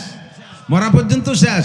মরা পর্যন্ত যদি শেষ হইতো তাহলে আকাম আপনাদের চাইতে আমরা একটু কম করতাম না, সাধারণ কাফেরের চাইতে আমরা কম করতাম না, আমাদের চাইতে নবী রসুলরাও কম করতো না। যেহেতু মরা পর্যন্ত শেষ না, আসল জিন্দেগি আখিরাতের জিন্দেগি। আল্লাহ পাক বলেন, আমাল হায়াতুদ দুনিয়া ইল্লা কালিল ওয়া ইন্নাদ দারাল আখিরাতা লাহিয়াল হায়াওয়ান। এই দুনিয়া একেবারে সামান্য, মূল হায়াত হলো পরকাল আখিরাতের হায়াত। ওই জগতের জন্য প্রস্তুতি নাও, মরার পরে আবার উঠতে হবে। এই সাতটা কথার পর বিশ্বাস রাখা ফরজ, এর নাম হলো ঈমানে মুফাসসাল। কথা বলেন, জিন্দেগিতে একবার পড়লেও পড়তে হবে বিশ্বাসের সাথে। এরপরে বলা হয় এর ভিতরে 5 নম্বরটা কি গেছে বলেন তো? ওয়াল ইয়াউমিল আখির, দুনিয়ার দিনের শেষ দিন ধ্বংস হয়ে যাবে। আল্লাহ সেই কথাই বলেন, ইদা ওয়াকাতিল ওয়াকিয়া লাইসা লি ওয়াকাতিয়া কাদিবা। সেই ধ্বংসটা হয় নাই, সামনে আসতেছে। এই কিয়ামত একে বলে আরবিতে, আরবি ভাষায় বলে কিয়ামত। কিয়ামত 3 প্রকার। কয় প্রকার? একটু মস্ক করেন। কিয়ামত কয় প্রকার? 3 প্রকার। একটা হলো কিয়ামতে সুগরা, আর একটা কিয়ামতে উস্তা, আর একটা কিয়ামতে কুবরা। কিয়ামতের সুগরা হলো নবী পাক বলেন, মাম মাতা কদ কিয়ামত কিয়ামতুহু, মানে ছোট কিয়ামত। ছোট কিয়ামত এইটা কি কিয়ামত? কয় যে যেদিন মারা গেল তার কিয়ামত সেদিন হয়ে গেল। আপনারা আমরা এখানে যারা আসি বসা, আমি 100% গ্যারান্টি দিয়ে 1,00,000% গ্যারান্টি দিয়ে বলে দিতে পারি, মূল কিয়ামত যে বড় ধ্বংস, সারা দুনিয়া ধ্বংস হবে, এই কিয়ামত আপনারা আমরা কেউ এই দুনিয়া থেকে দেখবো না। এর মধ্যে কোনো চিন্তা নাই, কোনো সন্দেহ নাই। সেই বড় কিয়ামত আমরা দেখতে পাচ্ছি না। আমরা পার্সোনাল কিয়ামত, ব্যক্তিগত কিয়ামত, ছোট কিয়ামত সবার কপালে আছে। মরণ ছাড়া কেউ বেঁচে থাকতে পারবেন? কুল্লু নাফসিন যায়কাতুল মাউত। এরকম কিয়ামতের সুগরা ছোট কিয়ামত। আর একটা হলো মাজারি কিয়ামত, মাইজে কিয়ামত। সেটা কি? পুরো দুনিয়া ধ্বংস হবে না, দুনিয়ার সব থাকবে, কোনো একটা জাতি গোষ্ঠীকে আল্লাহ তাআলা দুনিয়া থেকে ধ্বংস করে দেবে। যেমন কওমে আদকে তাদের আমলের কারণে আল্লাহ ধ্বংস করে দিয়েছে, কওমে সামুদকে আল্লাহ ধ্বংস করে দিয়েছে, কওমে হুদকে আল্লাহ ধ্বংস করে দিয়েছে, কওমে লুতকে আল্লাহ তাআলা ধ্বংস করে দিয়েছে। দুনিয়ার আর সবাই রয়েছে, একটা জাতি গোষ্ঠীকে আল্লাহ ধ্বংস করে দিয়েছে। ফিরাউনকে 6 লক্ষ বনি ইসরাইল সহ মাটির নিচে আল্লাহ তাআলা দাবাইয়া ধ্বংস করে দিয়েছে। এর কলে মাজারি কিয়ামত। কওমে লুত নাম শুনছেন না? যুবকরা খেয়াল করো, এসে গেছে নাম যেহেতু মুখে কয়ে ফেলাইছি, তাদের আমলটা একটু কয়ে যাই। বর্তমানে বাংলাদেশে কওমে লুতের আমল, কওমে লুতকে যে কারণে আল্লাহ ধ্বংস করেছে, সেই কারণ বাংলাদেশে আইন করে, বিশ্বে তো অনেক দেশে হয়ে গেছে, রাষ্ট্রীয়ভাবে আইন করে চালু করে দিয়েছে, বাংলাদেশও সেইটাকে বাস্তবায়ন করার জন্য আন্দোলন করতেছে, ষড়যন্ত্র করতেছে। আপনারা জীবন থাকতে এই কার্যক্রম বাস্তবায়ন হতে দেবেন না। সেটা হলো পুরুষে পুরুষের সমকামকে বৈধ করে দিয়েছে। ট্রান্সজেন্ডারের নাম, পুরুষে পুরুষের সমকাম, নারী নারী সমকাম, বলতেই শরম লাগে, এর ভাষায় উচ্চারণ করতেই শরম লাগে। কত বড় নিকৃষ্ট আচরণ! পুরুষে পুরুষে বিয়ে, বলেন তুই কি বাজে কথা! এইটা এদেশে চালু করার জন্য ষড়যন্ত্র চলতেছে। আপনারা কে চালু হলে খুশি? এ যদি চালু করতে যায়, এর বিপক্ষে যদি আমরা আন্দোলন করি, নামতে রাজি আছেন? কারা কারা? হাত না উঠলি বসবো যে আপনি ওই দলের লোক। আল্লাহ আমাদেরকে প্রতিবাদ করার তৌফিক দান করে, বলেন আমিন। কওমে লুতের এই স্বভাব ছিল যে তারা পুরুষে পুরুষের সমকাম করত। এদের ধ্বংস করার জন্য আল্লাহ তাআলা ফেরেশতা পাঠাইছে জিবরাইল আর মিকাইল দিয়ে। দুইজনে সুদর্শন, দুইজন যুবকের রূপ ধারণ করে তারা এই জাতীয় সুদর্শন পুরুষদের পিছনে খুব লাগতো, নারীদের প্রতি তারা অত আসক্ত ছিল না। এই দুইজন ইব্রাহিম আলাইহিস সালামের ভাগ্নি হলো লূত আলাইহিস সালাম। তো ইব্রাহিম আলাইহিস সালাম রসুল আর লূত আলাইহিস সালাম নবী। এই দুই ফেরেশতা ইব্রাহিম আলাইহিস সালামের কাছে গেছে, যার পরে বলছে এখন আপনারা কোথায় যাবেন? ইব্রাহিম আলাইহিস সালাম জিজ্ঞেস করছে, কয় যে লূতের কাছে যাব, নবীর নাম লূত। তো বলছে কি জন্য যাবেন? ওদেরকে ধুলাই দেওয়ার জন্য। তো ইব্রাহিম আলাইহিস সালাম বলে দিয়েছে, ওর মধ্যে তো আমার ভাগ্নে নবী লূত, তার কি হবে? কয় সেটা আমরা দেখবো। তো এই দুইজন হ্যান্ডসাম সুদর্শন, যেই জাতীয় পুরুষের প্রতি তারা আকৃষ্ট, এমন দুইজন সুদর্শন যুবক সাইজা লূত আলাইহিস সালামের বাড়ি গেছে। বাড়ি যায় সালাম দিয়ে ঢুকছে, লূত আলাইহিস সালাম রিসিপশনে বসতে দিছে। বসতি দেওয়ার পরেই তো লূত আলাইহিস সালামের ভিতরে কম্পন শুরু হয়ে গেছে। এমন সুদর্শন যুবক আমার বাড়ি আইছে মেহমান, আল্লাহ না জানে কি অ্যাক্সিডেন্ট আজকে ঘটে। লূত আলাইহিস সালামের কয়েকজন স্ত্রী ছিল, তার ভিতরে একটা ছিল বেয়াদব। সে যাইয়া তার ভাইকে দাওয়াত দিছে, ভাই তোরা যা চাইস, আজকে তার দুইটা মেহমান আমাকে বাড়ি আইছে, চলিয়ে যাবে না, কোন সময় তাড়াতাড়ি আইগিও। ওই বউ যাইয়া খবর দিয়ে আইসা বাড়ি চলে আসছে, আর ওরা যাইয়া ওই দলবল জুটি আইসা লূত আলাইহিস সালামের বাড়ি আক্রমণ করছে। কোরআন শরীফের আয়াত, আমি হুবহু তরজমা বলতেছি স্যার। আসার পরে লূত আলাইহিস সালামকে বলছে, তোমার মেহমানদেরকে আমাদের কাছে সুপর্দ করো। লূত আলাইহিস সালাম কেঁদে কেঁদে বলছে, বাবা তোদের হাতে ধরি পায়ে ধরি, আমার বংশে অনেক ভালো ভালো মেয়ে আছে, সব মেয়েগুলো তোদের সাথে বিয়ে করাই দেবো, তোরাই মেহমানের পর হস্তক্ষেপ করিস না। কোনোভাবেই তারা শুনতে রাজি না। উনি মেহমানদেরকে ডাকি নিয়ে, বাবা তোমরা আর বেড়াতে জায়গা পাইলে না, দেশে কত এলাকা রয়েছে, সেই জায়গা যাইতে এই কমের এই স্বভাব জানো না, তোমরা কি জন্য আইছো? এখন তোমাকে পর আক্রমণ করলে আমি ঠিয়াবো কি রে? জিবরাইল আলাইহিস সালাম কানে কানে কয়, লা তাহজান ওয়ালা তাখাফ, ভয় পেন না, টেনশন করেন না, আসতি দেন, আনা জিবরাইল ও হাজা মিকাইল, আমি জিবরাইল আর এই যে মিকাইল, খালি আসতি দেন। কয় তাহলে এখনই আসতি কব? কয় না, বলে দেন যে মেহমানরা আসতে আসতে ক্লান্ত হয়ে গেছে, রাতটা কাটাবে, শেষ রাত্রি তোরা আসিস। শেষ রাত্রি দাওয়াত দিয়ে দিছে। এবার ওই শেষ রাত্রি দাওয়াত পেয়ে মোটামুটি আশ্বস্ত হয়ে থামিয়ে রয়েছে। বাড়ির ভিতরতে বেরোই চলে যায় নাকি পালাইয়া, চতুর্দিক দিয়ে এই লুচ্চর দল চতুর্দিক দিয়ে একবারে নিশ্চিদ্র পাহারায় দাঁড়িয়ে আছে। আল্লাহু আকবার। এরপরে শেষ রাত্রে জিবরিল লূত আলাইহিস সালামকে বলতেছে, আপনি আপনার পরিবার নিয়ে বেরোয় যান, এই পেছতে বেরোয় যান, পিছনের দিকেও তাকাবেন না, যেটা পিছনের দিক তাকাবেন সেইটা ধরা পড়ে যাবেন। এবার লূত আলাইহিস সালাম ফ্যামিলি নিয়ে চলে যাচ্ছে, উনার পরিবারে বলছে এই সবাই খালি সামনের দিক তাকাবে, সেরি সারবি, পিছনের দিক তাকাবে না। উনার যেই স্ত্রীরা ওই সাংবাদিকগিরি করছে, এই মহিলা পিছনে থেকে চিন্তা করতে যে পিছনে তাকাতে নিষেধ করলো, আমি দেখবো দেখি পিছনে কি আছে। ওইটা সবাই পিছনে রইছে, আর যখনই কম ছেড়ে উনরা চলে গেছে, ওইটা পিছনের দিক তাকাতে গেছে। জিব্রাইলকে তোরেই খুঁজতেছি, চুলি জুটি ধরে টাইম দিয়ে ভিতরে নিয়ে গেছে। এবার 80 স্কয়ার মাইল জায়গা, 80 স্কয়ার মাইল জায়গাকে জিব্রাইল আর মিকাইল মাটির নিচে ডানা বসাই দিয়া সম্পূর্ণ মাটিকে আকাশে উঠে নিয়ে গেছে। কম সহ আসমানে আল্লাহ তাআলা ফেরেশতা মোতায়েন করে রেখেছে, নাম মেনশন করে একেবারে ঠিকানা সহ, পাথরের বোমার গায়ে নাম ঠিকানা কায়দা মতো তুলোধুনা পেশা করে আল্লাহ তাআলা সম্পূর্ণ উল্টোই দিয়েছে। ডাবাইয়া মাটির নিচে ডাবাই দিয়েছে, এখানে এখন সাগরে পরিণত হয়ে গেছে। গজব সাগর, আল্লাহ লানতের সাগর। তো যেই কমে এত বড় অন্যায়ের কারণে তাদেরকে আল্লাহ গজব দিয়ে মাটির নিচে ডাবাই দিয়েছে, যেই জাতির ভিতরে এই কার্যক্রম বাস্তবায়ন হতে যাবে, আল্লাহ না করুক সেই জাতিকে আল্লাহ তার এরকম ধ্বংস করে দিতে পারে কি পারে না? এটা কিয়ামতে উস্তা মাজারি ধরনের কিয়ামত। কখন আমরা এই কাজে সমর্থন করব না। আমাদের যুব সমাজকে কন্ট্রোল করার চেষ্টা করব, তোমরা নোংরামি থেকে বাঁচো। আমি সেদিনকে দেখেছি আহসানুল ফতর ভিতরে হুজুর বলেন কওমে লূতকে আল্লাহ তাআলা যে কারণে এত বড় গজব দিয়েছে, সেই একই ধরনের গুনাহ আমার উম্মতের ভিতরে 3টে কাজ। একই ধরনের গুনাহ উম্মতের 3টে কাজ। 1 নম্বরে দাড়ি চাষা, 2 নম্বরে টাকনু শুয়াইয়া কাপড় পরা। কওমে লূত এই কামগুলো করতো। তারা দাড়ি কাটে কাটিয়া ছেলেদেরকে আমরুদ বানাইয়া ইয়াং রাখতো, যাতে আকর্ষণ ঠিক থাকে। 2 নম্বরে মেয়েদের মতো টাকনু শুয়া কাপড় পরাইয়া মেয়েলি ভাব দিয়ে রাখতো। 3 নম্বরে গান বাজনা গাইয়া গাইয়া এটা মানুষের মনোরঞ্জন করত। এই 3টে গুনাহ, আর ওটা তো তাদের অরিজিনাল গুনাহ আছে। এই 3টে গুনাহ হুজুর বলেন আমার উম্মত মূল কওমে লূতের যে আসল নাই সেটা না করলেও এই 3টে গুনাহ যদি করে, তাহলে তাদেরকে কওমে লূতের মতো ওই অপরাধী সাব্যস্ত করে আসমান থেকে গজবে তাদেরকে ডাবাই দিতে পারে। 1 নম্বরে দাড়ি কাটা, 2 নম্বরে টাকনু সেল প্যান্ট পাজামা লুঙ্গি জুব্বা পরা, 3 নম্বরে গান বাজনা করা। এই 3টাই হলো কওমে লূতের সেই অপরাধের সমতুল্য। আল্লাহ তাআলা হেফাজত করুক, বলেন আমিন। 3 নম্বর হলো কিয়ামতে কুবরা, সবচেয়ে বড় কিয়ামত, গোটা দুনিয়া ধ্বংস হয়ে যাবে। বিশ্বাস হয় কি না? ইজা ওয়াকাতিল ওয়াকিয়া লাইসা লিওয়াকাতিয়া কাদিবা, সেই কিয়ামত হবে। তার আগে কতগুলো আলামত আছে। বড় আলামত 10টা। বড় আলামত বলা হয় কিয়ামতে কুবরা, কিয়ামত আসবে তার পূর্বাভাস। এগুলো একটু স্মরণ রাখা দরকার, খেয়াল রাখেন। আমার ওয়াজের শেষ ফিনিশিং সেখানে যেই হবে ইনশাআল্লাহ। কিছু নিয়ে যাওয়ার চেষ্টা করবেন, আমার মাধ্যমে যেন কিয়ামত কাছে না আসে, আমার কারণে যেন দুনিয়ার হায়াত খাটো না হয়ে যায়। দুনিয়ার হায়াত খাটো হবে আমাদের কারণে, কিয়ামত নিকটে চলে আসবে আমাদের কারণে। নবী পাক বলেন কিয়ামতের এই পূর্বাভাস 15টা। কয়টা? হাদিসে তিরমিজি শরীফের ভিতরে আছে, হুজুর বলেন ইজ্জাতু কিজাল ফাই উদাওয়ালা।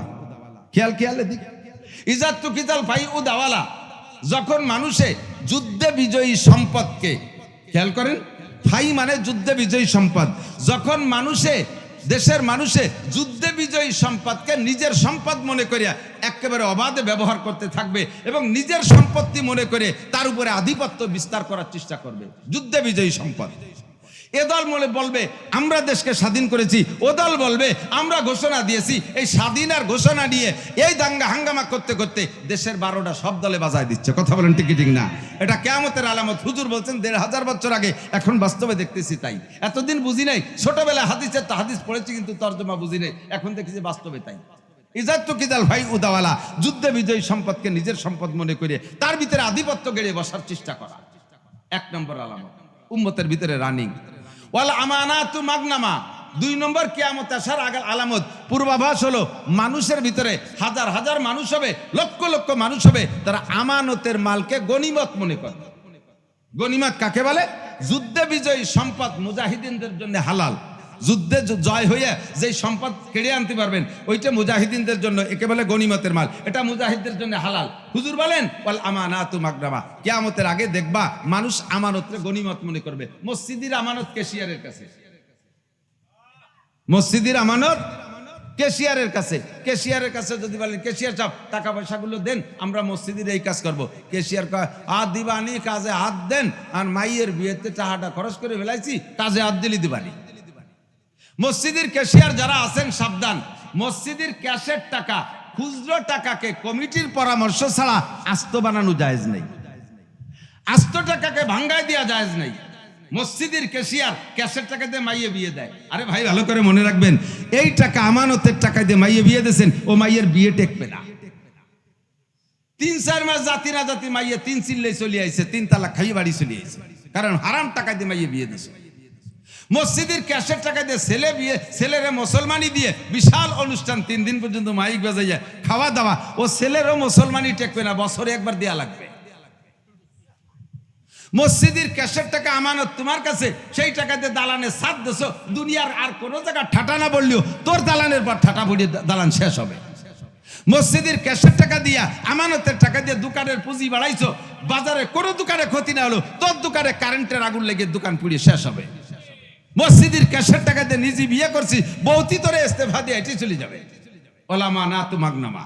মেম্বার ওয়ার্ডের আমানত খেয়ানত করে, বিজেপি কার্ড, পঙ্গু ভাতা, বয়স্ক ভাতা, বিধবা ভাতা, প্রত্যেক ভাতা করতে যাইয়া আমাদের দেশের মেম্বাররা এই ভাতা জারি করে দেয়, কার্ড জারি করে দেয়, তার কাছ থেকে টাকা খায়। খায় কি খায় না? আপনাদের এদিকের মেম্বাররা তো খায় না, না খায় না, দাঁত মাইজে মুখ দিয়ে কুলি দিয়ে ফেলাইছে। টন মারে, মন মারে, রাস্তা মারে, খাল মারে, বিজিএফ কার্ড মারে, পঙ্গু ভাতা মারে, এগুলো জাতির আমানত। খেয়ানত চলছে কি চলছে না? হুজুর বলেন, হুজুর 1500 আগে বছর বলেছেন, সে সময় এগুলো হয় নাই, হুজুর বলছেন এগুলো হবে।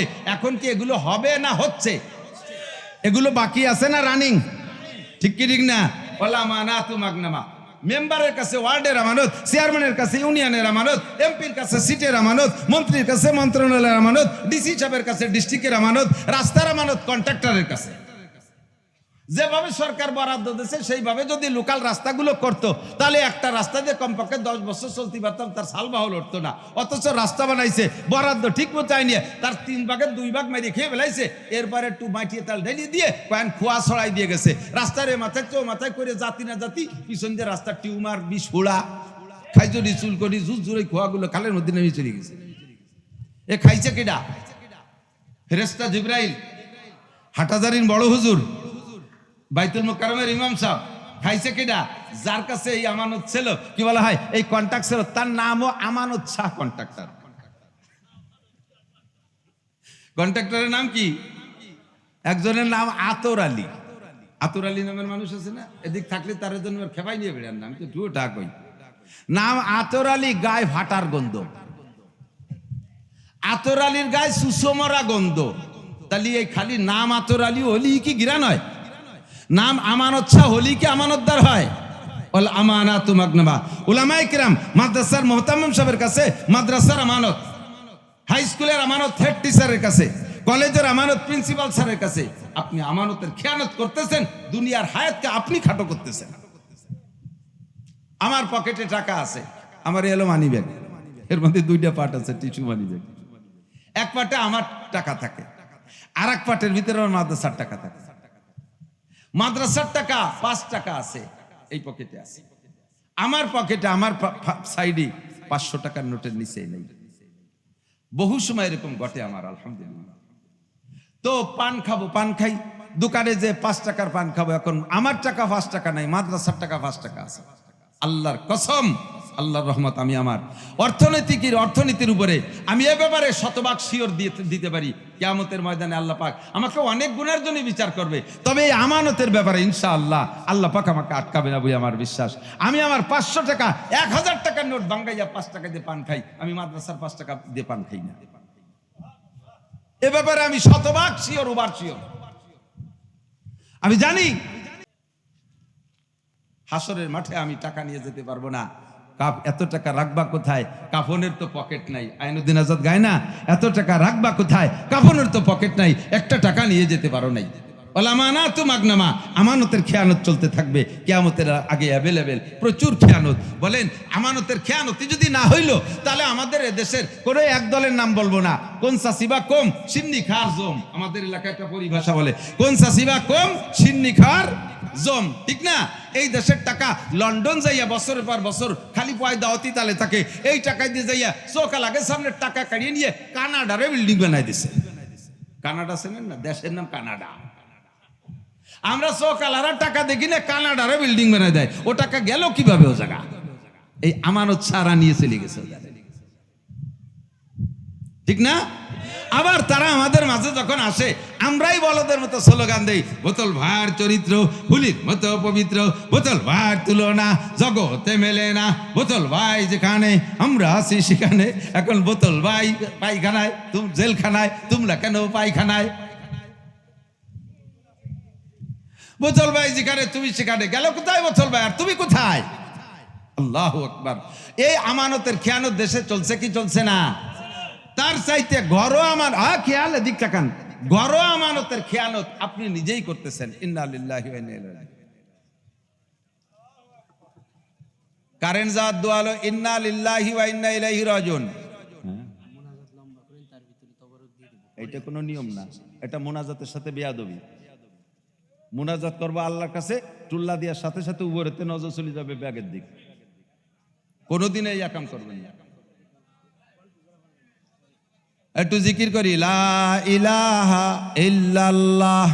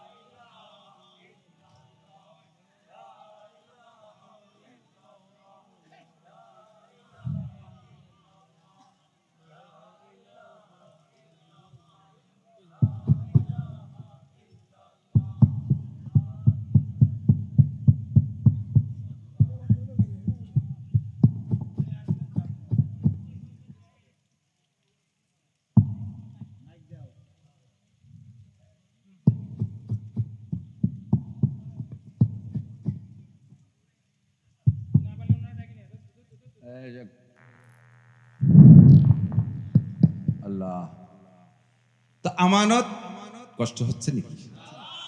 অপ্রয়োজনীয় কথা করছি নাকি? তা ঠিক, কিয়ামতের আলামত, দুনিয়া ধ্বংসের আলামত এগুলো। তো আমানত, আমার আপনার সন্তান, আমরা যারা আব্বা মা গার্জিয়ান, আমার সন্তানের আমানত আব্বা মার কাছে, ঠিক না?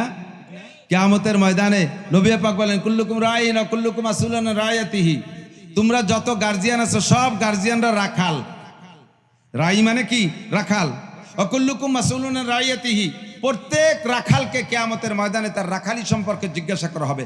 আপনি 5টা গরু দিয়ে আপনার একজন রাখাল রাখছেন, তাকে মাঠে পাঠাইছেন, গরুরে ঘাস খাওয়ায় রাখালে। সন্ধ্যাকালে রাখালের কাছ থেকে 5টা গরু আপনি বুঝে নেন না?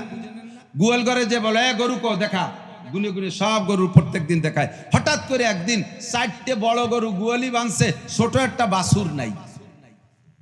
এই ছোট বাছুর গেল কই? এখন রাখালে কয়, কাকা আসরের পরে তৈরিরে দেখতেছিলে। তো এই ছোট বাছুর যতই ছোট হোক, ওরে যদি আজকে ঘাস খাওয়ায় বাড়ি না আনে, আপনি কি রাখালরে বাড়ি ভাত রাতে ভাত খাইতে দেবেন? আপনি হেরিকেন ধরে নামা দেবেন, যত রায়তক বাছুর নিয়ে আসবি, যদি আমার বাছুর না পাই তাহলে আগামী হাটে তোরে বেশি বাছুর কিনবো। দৌড়ো, যে কটা আনছি সে কটা থাক। কিয়ামতের ময়দানে আমরা আপনারা যারা আব্বা আছি, গার্জিয়ান আছি, আমরাই রাখালির ভূমিকায় আছি দুনিয়ায়। আমাকে আপনাকে জিজ্ঞাসা করা হবে, ছেলে কো, জামাল কো, কামাল কো, আব্দুর রহমান, আব্দুর রহিম, চেহারা কেমন, গাঁজা খাইছে না বিড়ি খাইছে, মদ খাইছে না সিগারেট খাইছে, আরে নামাজ পড়ছে কি পড়ে নাই, টুপি দাড়ি পাগড়ি কেমন, তারে তুমি কোরআন শিক্ষা দিয়েছো কি দাও নাই, তুমি কি লেখাপড়া শিখাইছো, তারে নামাজের প্রশিক্ষণ দিয়েছো কিনা, প্রত্যেক আব্বাকে জিজ্ঞাসা করা হবে। এটা আমাদের কাছে আমানত, আমরাই আমানতের খেয়ানত করি। ছেলে মেয়েদেরকে ইংলিশ মিডিয়ামে পড়ানোর জন্য লক্ষ লক্ষ টাকা খরচ করি, অথচ বাচ্চাকে জীবনের শুরুতে তাকে কোরআন শরীফ পড়া শিখাইতে চাই না। বাচ্চাদেরকে নুরানি মাদ্রাসা, এটা নুরানি মাদ্রাসা আছে না, নুরানি মাদ্রাসা, সেদিন আমি কয়েকটা মাদ্রাসা, বহু মাদ্রাসায় যাই, প্রত্যেক বছর যেয়ে থাকি। আল্লাহর রহমতে নুরানি মাদ্রাসার পোলাপান্ডা, ছোট্ট ছোট্ট মেয়েরা ছেলেরা 3 বছরে, এই কথা কুচকা, এই কথা কুচকা, 3 বছরে, এদিক তাকান, 3 বছরে তাদেরকে এত সুন্দর প্রশিক্ষণ দেয়, ক্লাস 3 পর্যন্ত এত ভালো পড়ায় যে তাদের হাতের লেখা, আমার বিশ্বাস ক্লাস 9-10 ছেলে মেয়েরা অত সুন্দর হাতের লেখা লিখতে পারবে না হাই স্কুলে। আর আরবি এত ভালো করে লেখা শিখানো ধরছে হুজুররা যে আমরা মুহাদ্দিসরাও তাদের সাথে আরবি লিখে পারি না। বাংলা এত সুন্দর লেখে, বানানো গলত নাই, আর লেখারও খত সেরকম সুন্দর, মাত্র 3 বছরে। আবার 60টি মাসালা, নামাজের 60টি মাসালা তাদেরকে শিখিয়ে দেওয়া হয়। জানাজার নামাজের ইমামতি আপনার এই বাচ্চা যদি পড়ে, পরে বড় হইয়া ডাক্তার ইঞ্জিনিয়ারও হয়ে যায়, আপনি আব্বা মারা যান, আপনার জানাজার জন্য হুজুর ডাকা লাগবে না। আপনার ওই MA পাস ছেলে, আপনার ওই BCS পাস ছেলে আল্লাহর রহমতে আপনার জানাজার ইমামতি করতে পারবে। আমাদের গোপালগঞ্জের বর্তমান ডিসি সাহেব, গোপালগঞ্জের ডিসি সাহেব কয়েকদিন আগে আমাদের 10 জন হুজুরের দাওয়াত দিয়েছে। ডিসি সাহেব, দায়রা জজ সাহেব, SP সাহেব, চিফ জুডিশিয়াল ম্যাজিস্ট্রেটের 4 জন ছিলেন বাসায়, আর আমাদের 10 জন হুজুরের দাওয়াত দিয়েছে। রাতের বেলা খানা খাইতে দিয়েছেন ডিসি সাহেব, আমাদেরকে দস্তারখান বিছাইয়া ডাইনিং টেবিলে খাইতে দেয়নি। এরপরে ডিসি সাহেব রাতের ওনার বাসার ভিতরে যে মসজিদ আছে ওখানে আমরা নামাজ পড়লাম, ইমামতি করছেন সদস্য হুজুরের নাতি মুর্তাজা সাহেব, আর ডিসি সাহেব নিজে একামত দিয়েছে, আমাদের দিতে দেয় নাই। একেবারে শতভাগ সহি শুদ্ধ একামত। গোপালগঞ্জের 5টা থানা থাকে, উনি ডিসি সাহেব তো গোপালগঞ্জ জেলা সদরে থাকে ওনার বাসভবনে, ওখান থেকে গাড়ি চালাইয়া যাইয়া মকসেদপুর যে ফজরের নামাজ পড়ে, ওই কুটালিপাড়া যে ফজরের নামাজ জামাতের সাথে এক মাদ্রাসার মসজিদে পড়ে, কাশিয়ানিয়া এসে ফজরের নামাজ জামাতের সাথে পড়ে, আল্লাহু আকবার, শুদ্ধ করে কোরআন পড়তে পারে, সমস্ত দোয়া কালাম পড়ে, BCS পাস করার পরে পাকিস্তানে একটানা 3 চিল্লা লাগাইছে আল্লাহর বান্দা। ও দোস্ত, এরকম একজন ডিসি আপনার সন্তান হোক, তবে তার জীবনের শুরু শিক্ষাটা কোরআন পড়নেওয়ালা হোক, কোরআন দিয়ে হোক, তার শরীয়তের সব মাসালা শিক্ষা থাকুক, এর জন্য একমাত্র শিক্ষা ব্যবস্থা এটা। এই জন্য নবী পাক বলেন অত উল্লিম আলী গায়রিদ্দিন। 4 নম্বর কিয়ামতের আলামত হলো ইজাত্তু কিদাল ফাইয়ু দাওয়ালা ওয়ালা মানাতু মাগনামা। 3 নম্বরে ওয়াজ যাকাতু মাগরামা, উম্মতে যখন যাকাতরে জরিমানা মনে করবে, মৌসুমি ফসল 40 ভাগের 1 ভাগ দেওয়া এটা আপনার জন্য ওয়াজিব, একে বলা হয় ওসর। কোনোটা 40 ভাগের 1 ভাগ, কোনোটা 20 ভাগের 1 ভাগ, কোনো ফসল 10 ভাগের 1 ভাগ, এইটা আপনার হিসাব করে দেওয়া দরকার। কিন্তু মুসলমান এই জায়গা ভাবে না। 40 ভাগের 1 ভাগ নগদ টাকার 40 ভাগের 1 ভাগ জাকাত দেওয়া ফরজ। জাকাত দেওয়া কি একটু বলেন? জাকাত দেওয়া ফরজ। এই জাকাতের কথা যদি বলি এটাকে জরিমানা, আমার টাকা আমি কামাইছি, হুজুররা রমজান মাসে আইসের ব্যাগ পাইতে টাকা নিয়ে চলে যাবে, আমাকে কি জরিমানা হয়েছে নাকি? আমরা কয় জায়গা ট্যাক্স দেবো? সরকারের ইনকাম ট্যাক্স দেই, আবার হুজুরকে জাকাত দিতে হবে। আপনি দিয়েন না জাকাত, কোনো সমস্যা নাই, টাকা নিয়ে কবর যাইতে পারবেন না। কিয়ামতের ময়দানে আল্লাহ পাক বলেন ইয়াউমা ইউহমা আলাইহা ফি নারি জাহান্নামা ফাতুকুয়া বিহা জিবাহুহুম ওয়া জুনুবুহুম ওয়া যুহুরুহুম হাযা মা কানাসতুম লিআনফুসিকুম ফাযুকু মা কুনতুম তাকনিজুন। হাসরের মাঠে আপনার এই বিশাল সম্পদকে সাপ বানাই দেওয়া হবে, বিশাল সাপ বানাই দেওয়া হবে, 2 গলায় পেঁচাই দিয়ে 2 পাশে সাপে আপনাকে কামড়াইতে থাকবে। আর এই সম্পদকে তামা বানাইয়া হাজার হাজার বছর জাহান্নামে পুড়াইয়া লাল টকটকে যখন হবে, তখন সর্বপ্রথম আপনার কপালে সেক দেবে। জিবাহুহুম, কপালে সেক দেবে। কেন কপালে সেক দেবে? কয় মানুষ সম্পদশালী হলে প্রশংসা করে কপালের। কতক্ষণ? আরে কপাল, খালেক মোল্লার ছেলে ফাটা কপাল, দেখতে দেখতে আঙ্গুল ফুলে কলা গাছ শিল্পপতি হয়ে গেছে, কোটি কোটি টাকার মালিক, ফাটা কপাল। আল্লাহকে কপাল ফাটছে যেটুক দুনিয়াতে, বাহিটুক আমি এখন ফাটাই দেবো এদিকে। কপালের প্রশংসা করো, এই জন্য 1 নম্বরে কপাল। 2 নম্বর কপালে সেক দেওয়া হওয়ার কারণ হলো যখন জাকাত কালেকশন পার্টি আসে তখন বড় লোকের রাগের জ্বালায় কপাল গুছাই যায়। কি জ্বালা, ভৈরি জ্বালায় বাড়ি থাকে, কপাল গুছাই যায় না? আল্লাহ কয় সম্পদ দিছি, কপাল কেন গুছাইছিস? তোর কপাল এই সম্পদ দিয়ে শেখা দেওয়া হবে।